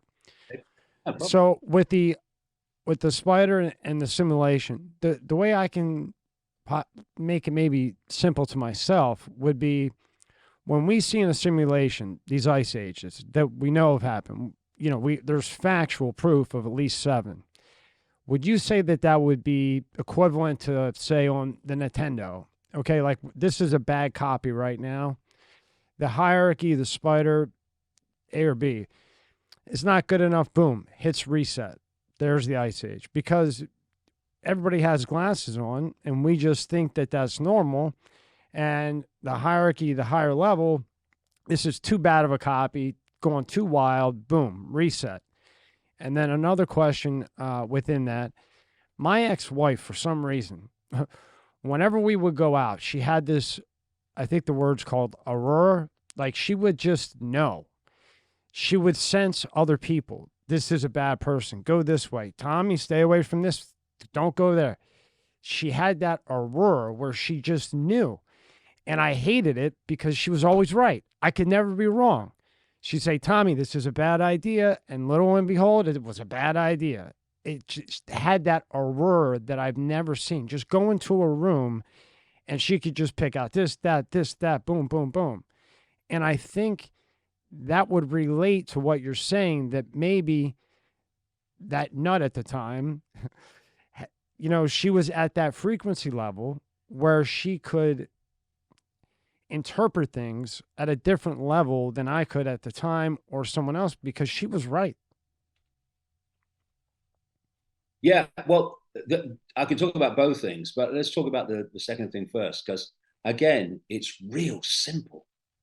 The more you focus your attention on the five senses, the more you become desensitized from your other senses. Because we see a body, but actually the body is a projection, a holographic projection of an information field. And so we have an electromagnetic field, some people call the aura. And if you focus attention on the five senses alone, you disconnect, withdraw from the sensitivity of your electromagnetic field. But other people, and the person you've described obviously is one of them, retain that sensitivity. So, and this is a very, very, very important area. This. So I'm laughing and I'm a joking and I'm a nice guy. Hey, how are you doing? Nice to see you. What? Yeah, all that stuff, right? You see that with politicians. So their face is doing one thing and they're bonhomie. And they can hide themselves if they're skilled at that. And these people have serious amount of lessons to do that on the inside. But they can't hide their field, because their field is an amalgamation of the frequencies they're giving off. So if they are deeply unpleasant, sinister, psychopathic people, they can, how are you doing? But they can't hide the frequency. They can't. And some can pick up on it. Like someone you were talking about, they walk into a room. Now, if they were a five sense only person, they'd see the bonhomie. Oh, he's such a nice man, he is. But the sensitive people, they're picking up the energetic field. And it doesn't matter what their face is doing. They're picking up the real them. And therefore they say, well, that person, look, stay away from that person. Or they'll be walking down the street and they'll be, because everything is a frequency. If someone's hiding behind a wall or something to attack you, the frequency that they're going to do that and the nature of who they are is being projected by their field. Now, if you are only a five sense person, you won't pick that up. But if you are a sensitive and energetically sensitive person, and by the way, that's how we're supposed to be. The world, the manipulated world has taken that from people. This is why you get people that live lives away from Western society, and indeed Western society is now global society really. You'll find they're far more sensitive to these things because they've not been desensitized. Going through school is a desensitization program. That's what one of the major reasons it's there for, to withdraw you from these natural sensitivities. But someone who is sensitive would pick up what's coming off whoever is planning something unpleasant, and they'd say, "Ooh, let's go down this way. Let's go this way," because they're picking it up. They might not know, oh, there's a man around there and he's going to do this, but they're picking up the vibe and they think, ooh, no. And this is what's happening all the time. So, you go into a house where there's been a lot of really horrible things happen, like some big mansion or something. And you feel, it's horrible in here, because you're picking up the frequency that is just vibrating there of all the things that have happened and all the sinister people that have been there. This is a completely different level of interacting with the world. They don't. This cult and this demonic realm doesn't want us to have those sensitivities, because you start to suss the world. It wants us here, desensitized and withdrawn from the world, and stuck only in the five senses, which means only in the simulation, only in the matrix, which they control. And in terms of what was the other point? Well, second point a reset. Like the times when reset, yeah, the reset. Well, I wrote a book, came out in 2010 called Tales from the Time Loop. And I was exploring, looking at the evidence of the fact that this simulation that I talk about was actually a time loop and actually goes around in a loop. So if you think about it, we come in, say there is a loop, and it resets and then the loop starts again, right?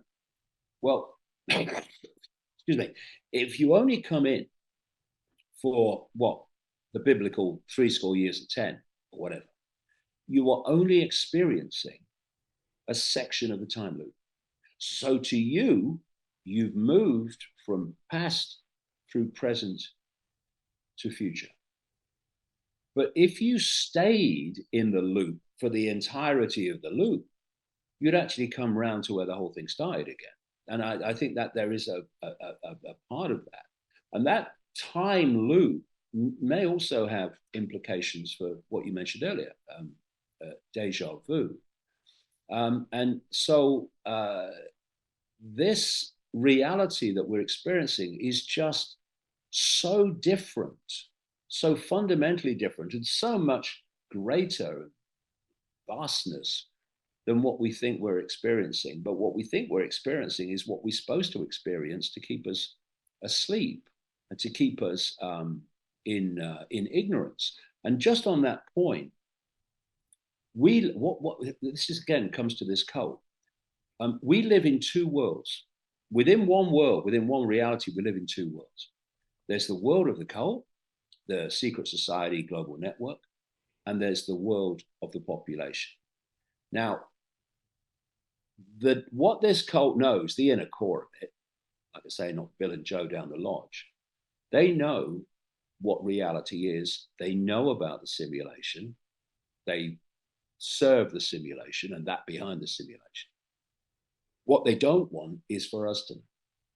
So what happens with the cult is chosen people are brought into the cult. And this is why it operates in so many ways in families and generations through families, to keep it isolated. They pass on this knowledge from generation to generation, plus the fact they've got this connection up to the gods that feeds them information. Now, the population is in this other world.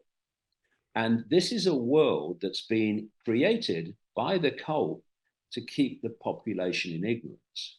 So who was behind the creation of the education system in America? The Rockefellers, J.D. Rockefeller and so on. And the idea is that you control, and we're seeing this more and more now hysterically now, with censorship going crazy.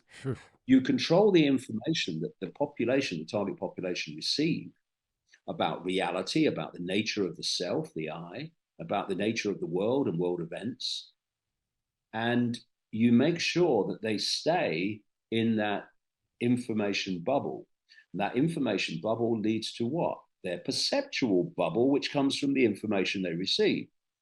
And over here, the cult is passing on advanced information, advanced knowledge through the generations. So you've got this massive discrepancy, an advantage between those that have advanced knowledge and the population which doesn't. And what people like me are doing is uncovering the information that this cult knows and giving it to the population. Of course, when you do that, most of the population that's in the bubble think you're crazy or mad or dangerous. Yep. And it's like when Morpheus in the Matrix was walking down with Neo down the street, and he talked about, freeing minds. And he said some minds are so inert, so dependent upon the system that they will fight to protect it. And that's what happens. They will. You've got the population, not all the population, a lot less now after the last 2.5 years, but a lot of the population, most of the population, will defend the very prison state that's enslaving them and defend that which is enslaving them. Yep. And so when you look at things like Black Lives Matter, which is not about Black lives.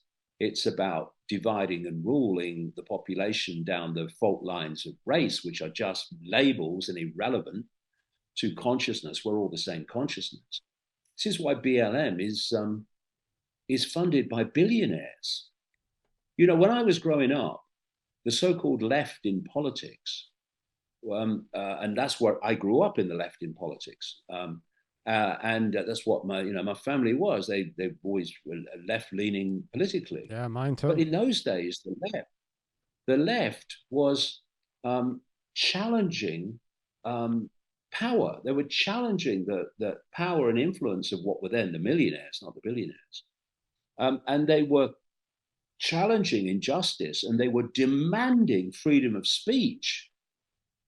And now the left, which has been inverted, is in bed with billionaires of the cult to take away freedom of speech, to not challenge billionaires, but to venerate them. And there's been this massive shift. And so you've got what's called the woke mentality, which has all been manipulated via the education system, which the cult control. They are the foot soldiers of the cult. And they, apart from one or two of them, they won't even know there is a cult. They're completely programmed to push for what the cult wants, while ironically thinking they're anti-system and anti-establishment, which always makes me laugh. And so what are they doing? They're so inert, so dependent upon the system, mesmerized by the system, programmed by the system, that they will fight to protect the system while thinking they're trying to change the system, which they're not. They're just playing out the cult script without realizing there is a cult or is a script. And it reminds me of China with Democrats. Like, these billionaires came in, oh, you want to run for president? Sure. Here's 100 million. Here's 150 million. No interest. 2-3 years later, hey, remember that favor I did? I don't want the money back. But this law that you're going to put in, this sanction, remember that 150 million I gave you? It's kind of like that with what you're saying with this. Is that, yeah, right? The correlation between the two. The money comes in, now everything changes, bought out. Now there's no choice, just like China does with everybody, or a lot of people. Yeah, well, China, you see, is the blueprint. Yeah. The thing about this cult, it doesn't have borders. Borders are for the population. In fact, one of the cult agendas is to have no borders, to get rid of countries. That's why it's dismantling American society now. It's bad. And changing demographic through opening the southern border. That countries are supposed to not exist. They should just administrative units, like something out of the Hunger Games, is all that's planned. Everything is going to come from the global center. That's what they want. And so the Mao Revolution in China was a cult revolution. And it was to create a closed society within which a system of total human control, not least through technology, could be incubated and developed. And once it was incubated and developed, it would be played out across the world as the global system. And of course, in the last 2.5 years, what has the West become more and more like? Well, China, of course. It's the blueprint. So I've said for years and years and years, if you want to see what's planned for the West tomorrow, look at China today. You have. So now in China, they have this so-called zero COVID policy, which is obviously, from a health point of view, utterly insane, but that's not why it's there, of course.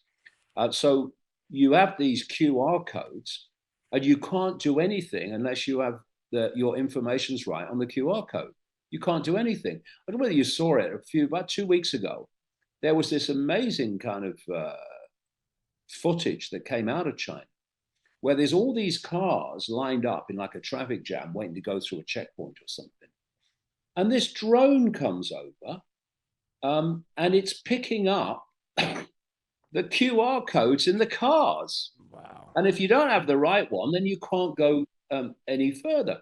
And so this is the world that they're moving towards, because the idea is to move from manipulating perception by controlling information to the perception coming direct.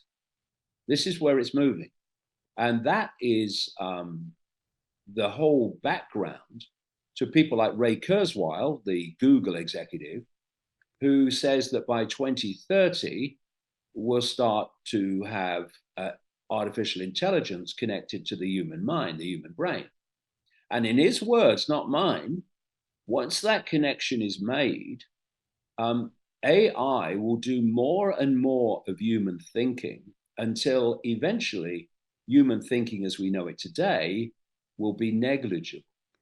And that's the reason why they want to connect the human brain to AI, because then we become a hive mind of AI, or more to the point, a hive mind of that which controls AI. And so, which you wrote about 15 years ago. You wrote about this. You wrote about this 15 years ago. I called it Man and Biotic. I called it the assimilation. Yeah. Yeah, I called it the simulation, the absorption of human consciousness into AI. And then there's this other question: what is AI? What is it ultimately? Oh, yes, it's algorithms on one level. Then you have another level of AI which learns from data it receives and absorbs. But that's in this reality. What really is it? Yeah, that's in our blinded reality. Exactly. What really is it? You are absolutely right. It's in our reality. What is ultimately AI? I say it's this non-human force operating outside of human sight. A higher being, whatever you want to call it. Yeah, whatever you want to call it. So it will then be delivering en masse the perceptions of humans. That is the ultimate total control.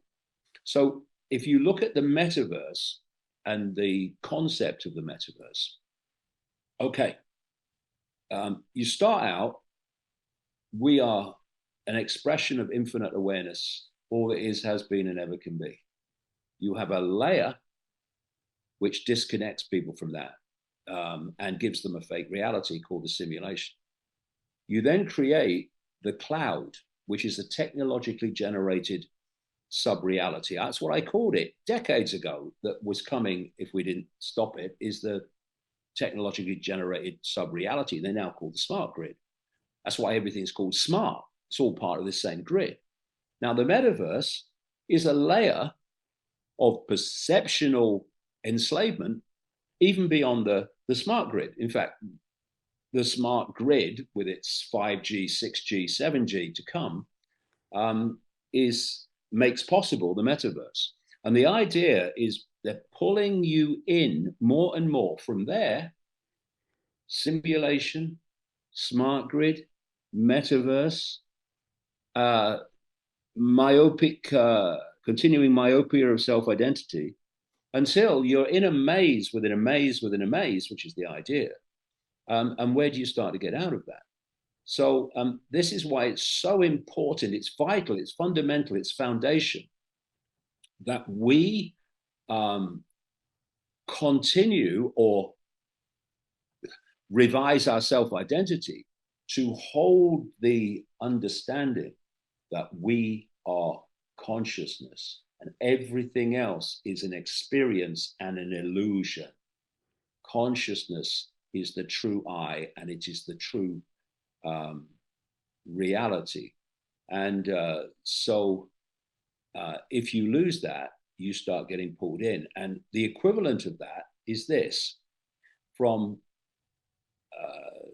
Orwell's 1984. 2 plus 2 equals 4. 2 plus 2 equals 4. I am all that is, has been, and ever can be, having an experience. I am infinite consciousness. 2 and 2 equals 5. Simulation. 2 and 2 equals 58. Smart grid. 2 and 2 equals 2,450. Metaverse. And so it goes on. This is why, if you look at the world, it's full of demands that we believe utter nonsense, the equivalent of 2 and 2 equals 5. All of it. Biological men and women that just doesn't really exist is not. Well, it actually does. 2 and 2 equals 4. Okay, thank you. And all these other nonsenses that we're told to believe in. You've got to hold this. 2 and 2 equals 4, and I'm not compromising on it. And fundamental to that is self-identity, and the self-identity with consciousness, not the illusions and the diversions and the mazes of this crazy world that's been created to enslave us. And enslave what? Enslave our perception. That's a great point. 2 + 2 = 4, says who? So what is time then? Because in this reality, we know time as it takes 24 hours for the Earth to go around the sun. So that's what we see as time. But what really is time? Well, it doesn't exist. It's a perception. It's a perception. And it's a perception of the matrix. It's a perception of the matrix. The matrix gives us the illusion of time. It gives us the illusion of time passing from past through present to future. So in the infinite level, the true reality, the prime reality, there is no time. Within the simulation, there is the illusion of time. And, you know, Einstein talked about the illusion of time. And, you know, he talked about, you know, this is not word for word, but it's a paraphrase, that if you're got your finger in a saucepan of boiling water, time seems to pass very slowly. And in his words, if you're with a beautiful woman, time seems to pass very quickly, because time's a perception. So here's a great example. Put it into perspective. Great example. Okay, so Tesla said that too. There is only the sorry. Yeah, there's only the now. The now is the only existence, and it's the no time now. And the all time now, it's the all encompassing everything now. The now is the only point where anything can be changed or done. Everything else is an illusion. I'll give you an example. So where are people when they think of the past? They're in the now. Where are they when they worry about or think about the future? They're in the now. Where were they when they experienced the past? They were in the now. Where will they be when they experience what they call the future, and it becomes what? The now. Everything happens in the now. The perception of past and future is an illusion. And it's an illusion that can pull us out of the now, and therefore pull us out of the power to impact upon the now. And what pulls us into the past is regret, resentment, if only. And in the future, it's worry of prices and food prices and energy prices. And what about the kids? But the only place that any difference can be made, because the only existence is the now. And it's the illusion of time is a massive controlling force. Time is a perception that controls everything, if you like. Is that the time? What's the time? Got to be there. What's the time? Oh, yeah. Time's going slow today. Oh, time's going fast today. Time. Oh, time. You noticed I don't wear a watch. Yeah, good for you. I don't. I try to interact with the illusion of time as little as possible. That's why I don't wear a watch. I haven't worn one for decades. Time is a controlling concept of the simulation, not of infinite reality. And one thing that I never understood as I was reading a lot about you, when you would mention reptilial, however you want to say it, all of the drawings that we found from the ancient past, what do they look like? What do the drawings look like in the caves, on the stones? What do you think? They just came up with that? Like these drawings that look like a human with a dinosaur head on top of it. Like, where do you think they got these ideas from? So when you had talked a lot about reptilian and so on and so forth, I don't understand why they ridiculed you. They must not have read anything about the history that we have, which isn't much, because when you go through history, you see reptilian shapes constantly. I mean, yeah, I know there was a bunch of psychedelics around, but I mean, they're all over the place in scriptures, drawings, carvings, you name it. So therefore, I don't understand why there would be any ridicule, but I do because they're in that bubble that you speak of. Now, how does that relate to what I liked with the Saturn and the rings and the moon and the moon being an amplifier for Saturn, right? And so on and so forth. Can you break that down for me? Well, in terms of the reptilians, I didn't go looking for it. It found me. I was traveling in America in 1996. And in a period of 15 days, I met 12 separate people in 12 separate locations. I was traveling every day, who told me the same story, that they had seen a human change into a reptilian form and then back again. And from that moment, again, the synchronicity of my life, I was meeting loads and loads of people all over the world telling me the same experience. And again, if you are coming from the normal perspective, the program normal that the cult has set up for humans, We're nuts. then you say, we're nuts. That's impossible. Yeah. That's crazy, right? Hold on a second. If you say it's not possible to shift from a solid form to another solid form, then I'm the first to agree with you. But that's not what's happening. But because of the five sense centric humanity, it sees everything in terms of solidity and therefore sees limitation everywhere. So, what is a shapeshift? Let's look at this. This non human force, which absolutely takes a reptilian form, not only reptilian form, by the way, no, but it's a massive part of it, operating in this lower astral dimension, just outside of our reality. Mr. Icke, and I'm sorry. Wouldn't you think go ahead. For anyone to think that other life would look just like us, wouldn't you think that would be just a mindless person who doesn't think? Being that the body, Well, whether you're in a simulation or not, it would adapt to its environment, correct? Over time. Not every atmosphere is the same, so on and so forth. So for somebody to think that everybody looks like us is just, to me, that's a person with an IQ of about minus 10.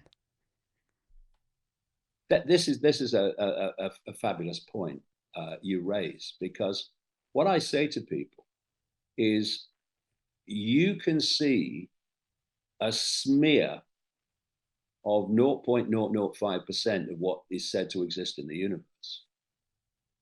And therefore, you're seeing a tiny fraction of reality. Look at the different human forms alone. Look at all the different animal forms. Look at the insect world. Look at the diversity of form in this tiny band of frequency that we call the human world. And then imagine the diversity of form that exists outside that tiny band of frequency. It's an excellent point. But again, it's this focus of attention, this myopia.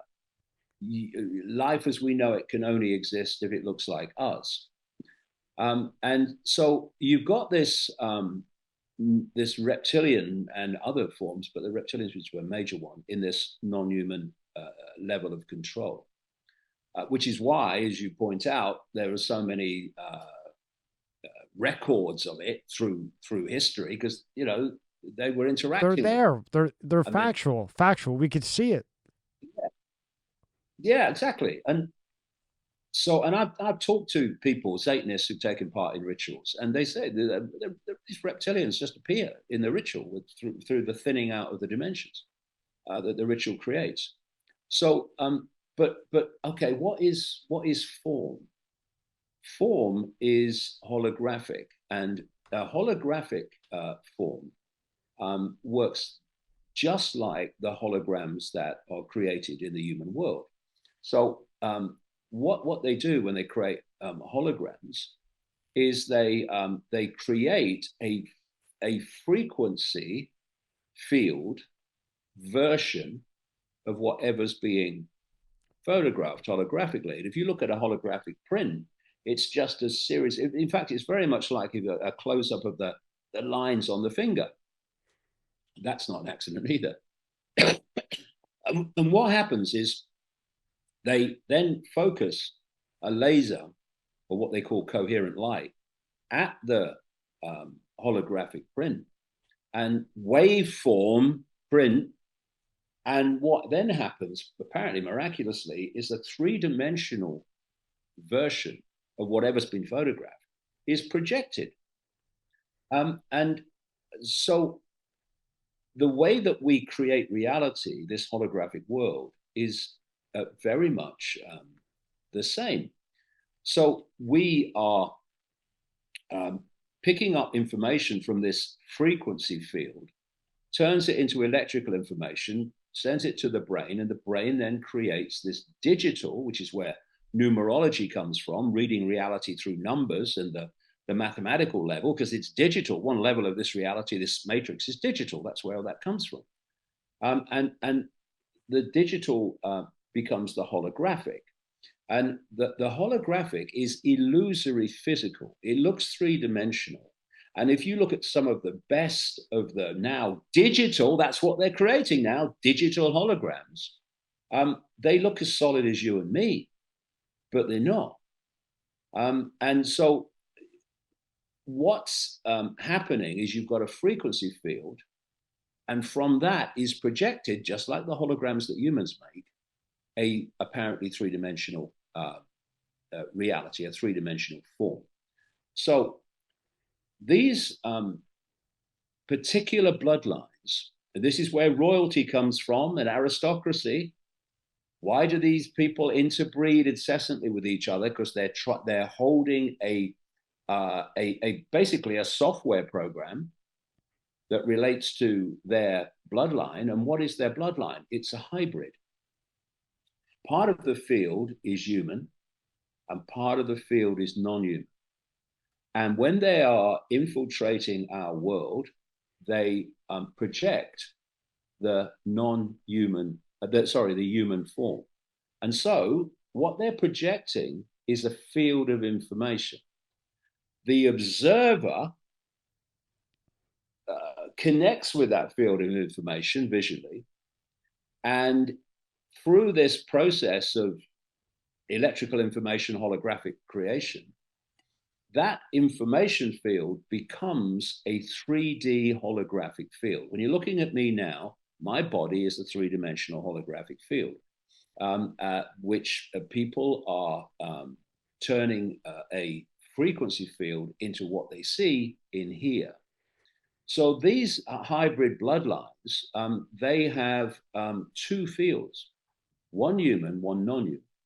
So when the human field is being projected, that's the dominant one, which it is most of the time for obvious reasons. They don't want to know what's going on. Then anyone that sees them will decode their human field, and they'll say, oh yeah, it's a human. What happens in these rituals, I've been given chapter and verse on it, and also what can happen in times of really extreme emotion sometimes, is that the non-human field becomes the dominant one. It's a shift. And if you're observing, first of all, there's the human field and you're seeing a human, and then the shift comes. Now, it's not a solid shift. It's not a physical shift, because there is no physical. It's an energetic information shift. But you, as the observer, are observing and decoding into reality the human field, and there's a shift. And suddenly you're now decoding the non-human field, say the reptilian field. And to you, the observer, someone has just shifted from a solid human form to a solid non-human form. before your eyes. But that's not what's happened. There's been an energetic shift, and that's what shape shifting is. And of course, you well know, you're obviously well read, that shape shifting is an ancient concept going way back. Way back. So you've got these hybrid bloodlines, and this is where royalty and, like I say, aristocracy and all this stuff comes from, because this hybrid bloodline, if it interbreeds within the general population, then this software program starts to be deleted. So it's not what it's supposed to be. This is why they interbreed with each other, because basically they are downloading software programs, information programs that hold this hybrid bloodline. That's why you get so many people in royalty, aristocracy, the Eastern establishment families of the United States that are, you know, same things, they're just in dark suits, not coronets. That they will have people that they have relationships with, and then they'll have their wives or their husbands, because the wife-husband thing is about holding the software program for the next generation. Then they go away and often have what they really want to do with other people. I wrote a lot about Princess Diana. I met her once a long time ago when I was at the BBC. But I read a lot about her, and I researched a lot about her, and I talked at great length to a person who knew her, was a very close friend, for 9 years. And she was an esoteric thinker, this lady, and so was Diana, which is why they got such a great rapport. And I had been traveling around America, and it was in that period I mentioned earlier where I met the 12 different people in 15 days who told me about seeing this shape-shifting phenomenon. And I just come back from America at this time. And long story short, a series of synchronistic things put me in contact with this lady, this friend of Diana. This is after Diana had died, although she hadn't long died. So I'm talking to her, and she came to see me to tell me about the appalling treatment of Diana by the British royals, which was absolutely true.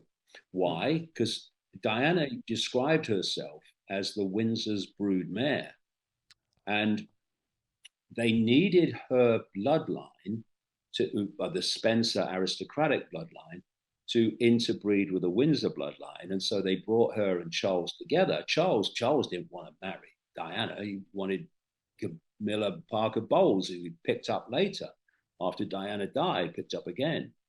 But they needed the bloodline for the William, etc., they've got now, and on to the next generation. So anyway, this lady's talking to me about, I detail this in great detail, what this lady said in a book called The Biggest Secret, came out in 1998. And she was telling me about the way Diana was treated by the Windsors. And then she said to me, and I've got all this on one of those reel-to-reel old tapes at home. She said, you know what Diana used to call the Windsors? I said, no, the royals. She said. I said, no. She said, you should call them the reptiles or the lizards. And she used to say they're not human. So I play the idiot. I play the guy who knows nothing. But I've just come back from America. I've just been hearing about all this stuff, and now this lady's telling me about it. And I said, oh, really? What's all that about? And so she starts telling me, and she used to be a hands-on healer and etc., and a healer in other ways, mostly other ways, for other royals and lower levels of the royal aristocratic clan. And she said, oh, yeah, you know, the Windsors are hybrids. They're part human, part reptile, right? Oh, really? Oh, what? That sounds strange. I've never heard of that before. Like, I've been hearing it for weeks in America. And she told me this story. And I have also talked to someone who says she took part in rituals with the British royal family. I mean, satanic rituals, horrible rituals, who's given me chapter and verse. And again, that's in books that I've written, describing what she talked about. So these things are real. And the fact that they are royal fits into the whole idea. What is royal? And then you've got this thing in royalty, haven't you? The divine right to rule. The divine right to rule. The divine right to rule because of what? Because of your bloodline. Now, it's not the divine, the infinite. It's the perception of the divine these people have, which are these entities, these gods. And it's the divine right of these gods to rule via these royal hybrid, part human, part reptilian bloodlines.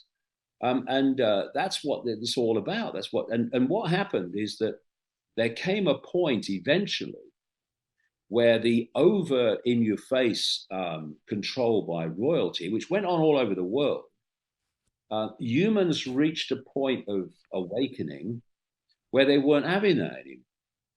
And so, although bizarrely in 2022, we still have the head of state in Britain, and not only Britain, but Canada and Australia and New Zealand as the British royal family. Most countries, they got rid of them because the people wouldn't have it anymore. So what happened at that point is this cult representing these gods shifted control from over royal control to what we call politics and political parties. But it was a shift that actually was a very efficient perceptual manipulation shift, because when you were controlled by a king or queen who was head of state because of who's had sex with who in what order in that family line, then you knew you were under the control of a tyranny, a dynastic tyranny, a bloodline tyranny. But when they moved to politics, they put the tyranny, the bloodline, into dark suits. So if you look at the way they structured it, most countries' governments are decided by the election of one of two parties. Sometimes it's three. There's the old coalition here, across the world. But take America. You've got two parties, the Democrats and the Republicans. So this is how it works.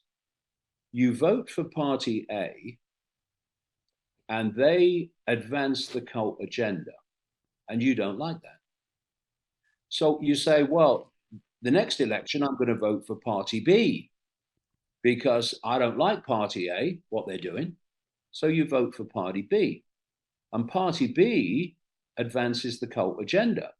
And you think, well, I don't like them either. So how do I get rid of them? Well, you've got to go back to party A. Yeah. And this is how it works. And I remember, a very topical thing in Ukraine. I went to speak in Ukraine in 2010. And the president there was a guy called Viktor Yanukovych. Viktor Yanukovych was the guy who was thrown out of office in the Orange Revolution in Ukraine in 2004, I think it was. They threw him out. And they put another guy in. Orange Revolution, yeah, voice of the people. Actually manipulated from the United States, actually. But so then they didn't like the guy they put in and what he did. And to get rid of him, they had to go back to the other party, which was still headed by Viktor Yanukovych, the guy they threw out the revolution. So they voted him back in. No. They voted him back in. And he was the guy who was thrown out in the next revolution, who's now in Russia. And they brought in this guy, Poroshenko, a total US puppet, cult puppet, in other words. And now we've got this Zelensky and ditto. And dirty. But yeah, that was a classic example of how they've fixed politics. So you're not voting for the person. You're not voting for the moral or genuineness of the person. You're voting for the rosette. You're voting for the party. And when I look at America, and I think this judge has made this decision. Yeah, the judge is a Democrat. What? What do you mean the judge is a Democrat? He's a bloody judge. Shouldn't the judge be? What is political persuasion? It should not make any difference at all. No, the judge. But everything's Democrat. Yeah, it is 100%. But this is how it works. You've got, and this is the same in every country. It's certainly true in mine. You've got Democrats, Republicans, right? And so people are choosing between these two. Go one step back into the shadows, and both of the parties are controlled by the same people. So it doesn't matter if it's a Republican president or a Democratic president, the agenda still unfolds. Now, under the Democrats, it's easier because they just do it. Under the Republicans, it's a bit more difficult. They still do it, but it's a bit more difficult because there's people in the Republican Party, unlike the Democratic Party, who are pushing back on this co-agenda. They don't even know it's a co-agenda probably, but they're pushing back on what's happening.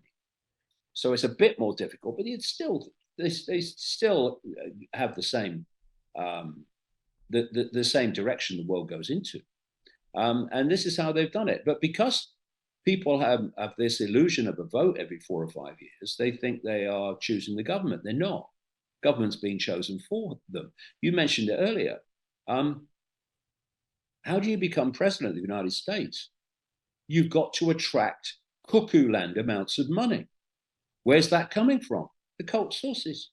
They own the president, whoever it is. Doesn't matter if it's Trump, doesn't matter if it's Biden. They own the president, and they own the prime minister in Britain. Same thing. That's just how it works. And then, would you say that with the glasses and the metaverse and then the holograms, they had an Elvis concert here in Fort Lauderdale in Florida, and they had Elvis come up as a hologram. And really, I mean, you could kind of tell it was a hologram, but point being is the cat, if you look at it from a perspective that you have been forever and that I have been for at least the last 10 or 15 years, you say the cat's kind of out of the box. Because if you can make a hologram like that with our peanut minds in this reality, and then you have the metaverse, which is basically the simulation we're living in now. It's just the simulation is way better. Okay, the cat's out of the box. But what about the animals? Because if you think about it, animals, if they could look at us, they would say, these people can't hear, they can't see, they suck other than that they have a brain. Where do animals fit into this whole equation? Where do they land?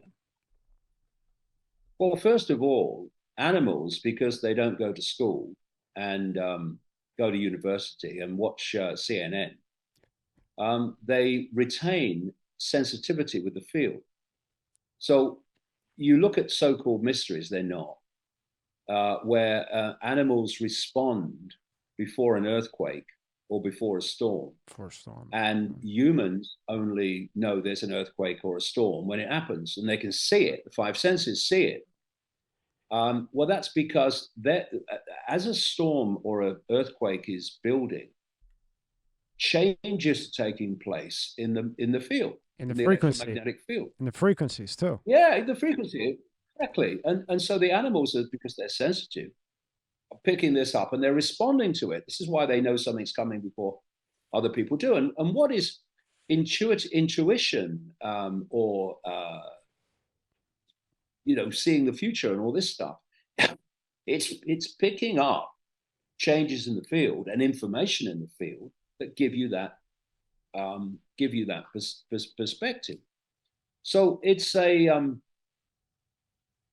animals. If you look at animals and then you look at humans, apart from the sensitivity of the animals, you're looking at a similar situation, really. Why are humans human? Why do humans act like humans? Because the vehicle is programmed to act like a human. Why does an elephant act like an elephant and not like a duck? Why does a duck act like a duck? Because the vehicle is programmed to act like a duck. So consciousness is coming into these vehicles, and if you don't use consciousness to override the program, then the program running through the vehicle will dictate your life. It will dictate everything. And this is one of the things I notice as I've traveled around the world. It doesn't matter what the culture, it doesn't matter the background or the religious background or any of it. If certain things happen, it's like pressing enter. Everyone reacts the same because the program is there. The constant program. That's why people react the same. You can only override that. Everyone reacts the same program if you are coming from a point of consciousness that overrides the program. So with animals too, they're following a program. That's why all these different animals they act the same way. What they have, however, on most humans, is the energetic sensitivity with the field, which gives them a greater insight into what's happening. And also, you look at cats. A lot of animals can see further into the field than visible light, human visible light. And therefore, you'll be in a room and the cat will be reacting to what to you is empty space. And you'll say, what's wrong with the cat? Well, stop it. There's nothing there. But to the cat, there is. They're seeing something that you can't see. Or when the dog barks. Around it. Or when the dog barks all the time. Around it. Yeah. Yeah, exactly. Dogs too. And when how many times that you'll get a sinister place and the dog won't go in there. Yeah. Because they're sensitive to it. They're sensitive to that energy, and they can probably see what we can't see, but cats certainly can. And so in this room that I'm standing in or sitting in now, are all the other realities. So what are ghosts? Ghosts are simply entities that enter close enough into our reality for us to see them. It's a form of interference. It's a form of visual interference, like two radio stations interfering with each other. You get one dominant station, and then you get the less dominant one that's interfering. Well, that's the ghost visually. So in this reality. So they're all around us. So it's just we can't see them, and we're not sensitive to them. In this reality, that's what we're seeing. Like we think we see a ghost in this reality, right? Yeah, but that's just what the ghost has done.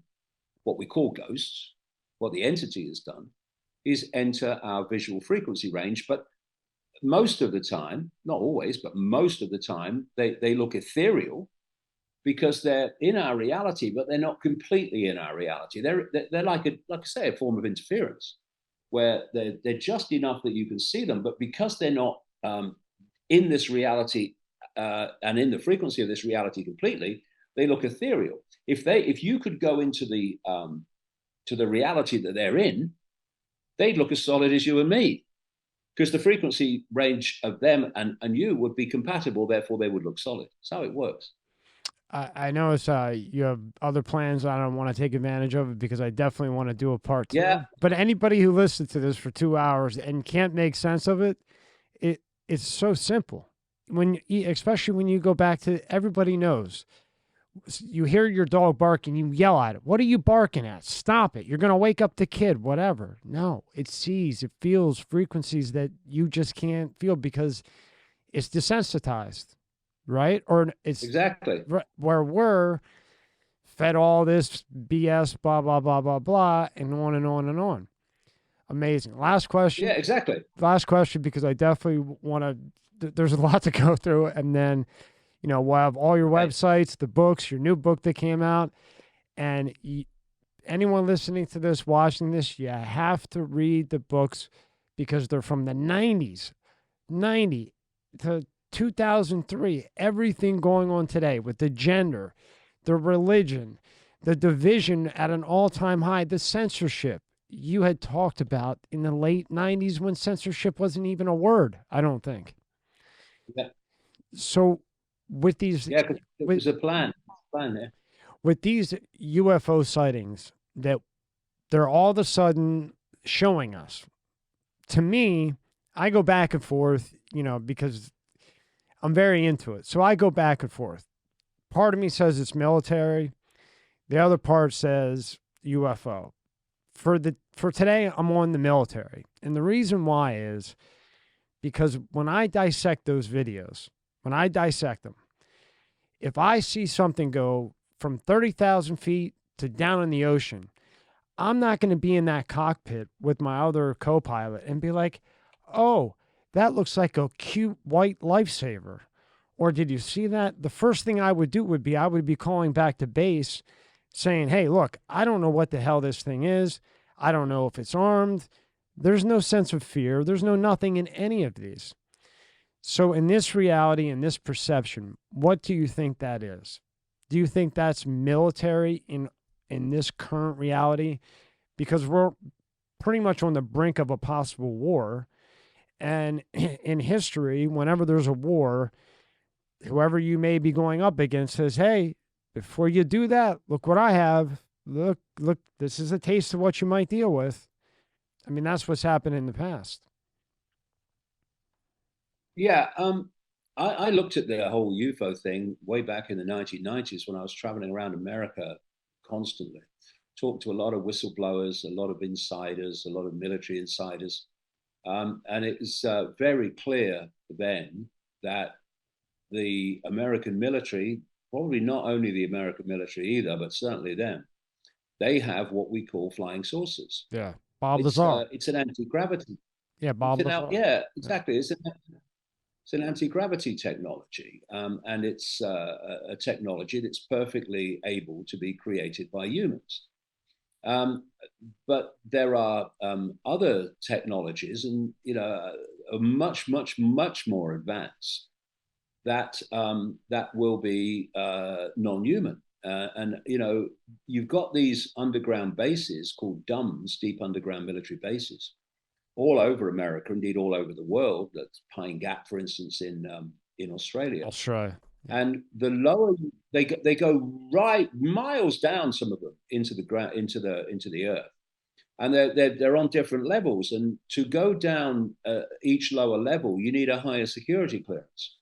And I've talked to people, and there have been various revelations by people, whistleblowers from time to time, about what goes on in the lower levels of these underground military bases, and they talk about a place, a level where they interact, these non-human entities like reptilians, etc., interact with human scientists and what have you. And this technology that's coming out, I've made this point so often over the years.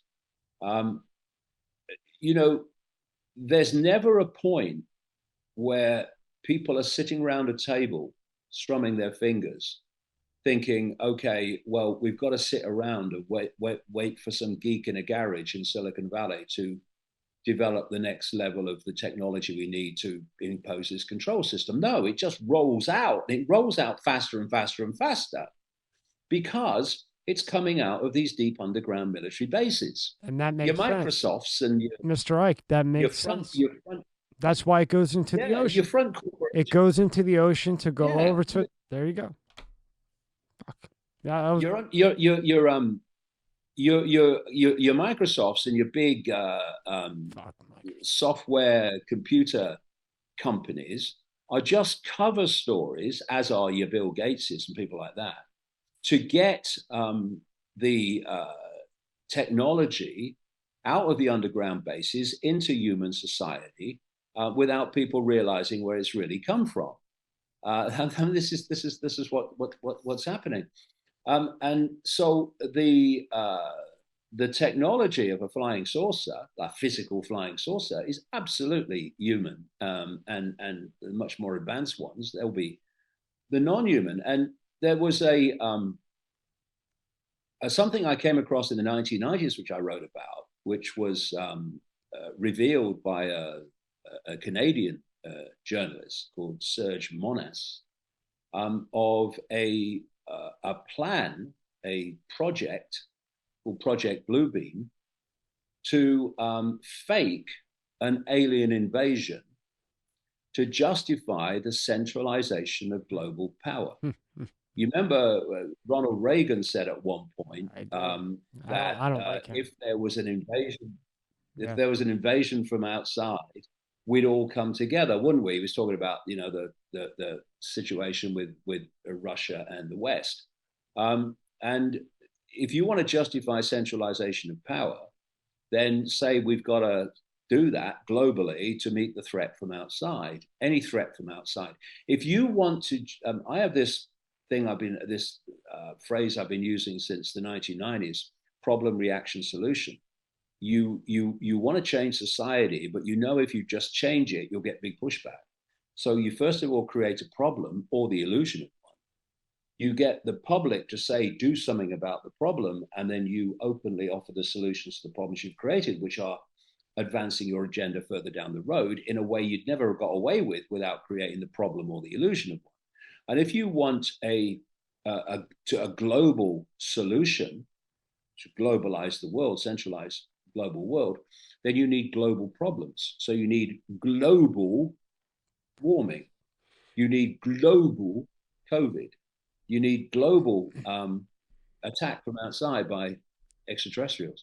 The point is, the extraterrestrials are not coming. They're already here, and they're in the positions of power around the world. That's the revelation. Have you read anything from Dr. Greg Nolan? He was a maybe over the years, but I've read so very much. I have to run this by just really fast. So he's the top blood doctor in the world. Out of nowhere, the DEA comes in, Secret Service, whatever, big government officials. They come in. He thinks it's a prank. They start showing him pictures of these saucers, so on and so forth. He thinks his buddies in the office are pranking him because he's a blood doctor. You know, he doesn't do stuff like this. So as the pictures are coming across by these suits, one picture was somebody dead, and that took his attention. So then he starts looking and starts realizing that in this reality that they're not pranking him. They give him 1,000 cases. And what he says is that, you know, these people see the UFOs, okay, he's a kook, he's a kook, he's a kook. But once that kook box gets too high, then somebody does something, or if there's a death or so on. So they give him all this information, so now he gets into it. So he narrows it down to 100 of those 1,000 sightings. Goes and interviews all 100, narrows it down to 30. Every one of those 30 that had gotten too close to the UFO, the drone that we made that we're just not telling anybody, they had a ton of white matter in their brain. And one person that had stated that they had touched it had died, but they had the body. And he did the research, and it seemed that as if you got too close to it, it fried part of your brain, and that's what the white matter was from. No different than if I walk behind a jet engine as it's about to take off, I'm going to get fried. You're going to be talking to me in a flame suit, right? I just wonder what your take is on that with that situation in this reality. And again, I always resort back to, and you made a very good point earlier, why now all of a sudden? To deflect, to divide, you know, what else? Yeah, well, anything that generates a powerful enough electromagnetic field is going to impact on the human electromagnetic field, the brain, which is electrical in and electromagnetic in nature. It's going to have that effect. It's like being caught in a laser or something. And the point you make there is an interesting one, and I've made it myself. I remember the 1990s traveling around America. And when you were talking about UFOs, the official response was weather balloons, nonsense, figment of the imagination, or it can be easily explained away. Yeah. And now suddenly, in the last 2 years, really, they've started putting it in front of your face and taking it seriously and saying, you know, these are craft and doing things we don't understand. And I've said many times, we've got to be streetwise here, and not just fall for the idea that things we can't explain are necessarily non-human. Because one of the greatest ways of controlling the perception of humans Deception. is to control their sense of the possible. Mm-hmm. So if you can, through this cult and all its deep state, that's the cult, an expression of it, through these networks, you hoard knowledge and deeply compartmentalized technology and possibility from the public. So when you use it, the public either dismiss the fact it's possible because they don't think it is, they've never experienced that it is, unlike the cult, or they think non-human, extraterrestrial, when actually it's a terrestrial technology that's just been kept from the people. So these are the questions and the streetwiseness that people need, and the questioning. I mean, the point is this: if you look through human history, there's one thing that shouts out at you, and that is that authority lies. It's always lied. It's what it does. It imposes its will, not least through lying. So when authority tells you something, instead of just accepting it, question it and ask this question, the key question: who benefits from me believing what I'm being told to believe? And if the answer is anyone that wants to centralize power, censor, or advance this agenda towards a world, non-elected world government of technocrats dictating to every community and controlling through AI, anything that advances that, if that's who benefits, then you should be very, very wary indeed, because that's how it works. And or deflect, right? Or deflect. If you're deflecting, there's all kinds of stuff going on. What is the best possible way right now to deflect? It's UFOs, because everybody's going to go for it. Nobody's going to look at, even the top scientists will say, well, there's nothing on Earth like that, so it has to be a UFO. How do you know? How do you know? We don't know shit about history. How do you know? Just the compartmentalization of science. Yeah. The compartmentalization of science is massive. Most scientists haven't got a clue what's possible. Not a clue. It's the inner core in the underground bases that know what's possible. Not your rank and file scientists. They'll dismiss something because they'll think actually it's not possible. Or they don't want to change what they wrote. Or they don't want to change what they wrote due to the ego. Yeah, that's another part of it as well. They don't want to admit that they were massively wrong about what they said about reality. So yeah, it's a fascinating time though, because it's one of the things that that was said to me through that psychic in 1990 is that all that's been hidden, or another one actually about the same time, all that's been hidden is going to be brought to the surface where it can be seen in my lifetime. So if you look at when that was said to me in 1990, there was no sign of any of that, all through the 90s and all that stuff. But what's happening now? I mean, what do we know now, those that are interested enough to look, that we didn't know in 1990, 95, 2000, 2010, that we know now? More and more is coming to the surface, exactly as I was told that it would. And now we have the decision to make. How are we going to respond to it? Are we going to stay on the sidelines? Are we just going to acquiesce? In which case this will complete its journey to total human control. Or are we going to not acquiesce? Because 8 billion cannot be controlled by a relative handful. That's what it is. Unless the 8 billion acquiesce to the handful. And that's what we must stop doing, and urgently so. I hope so.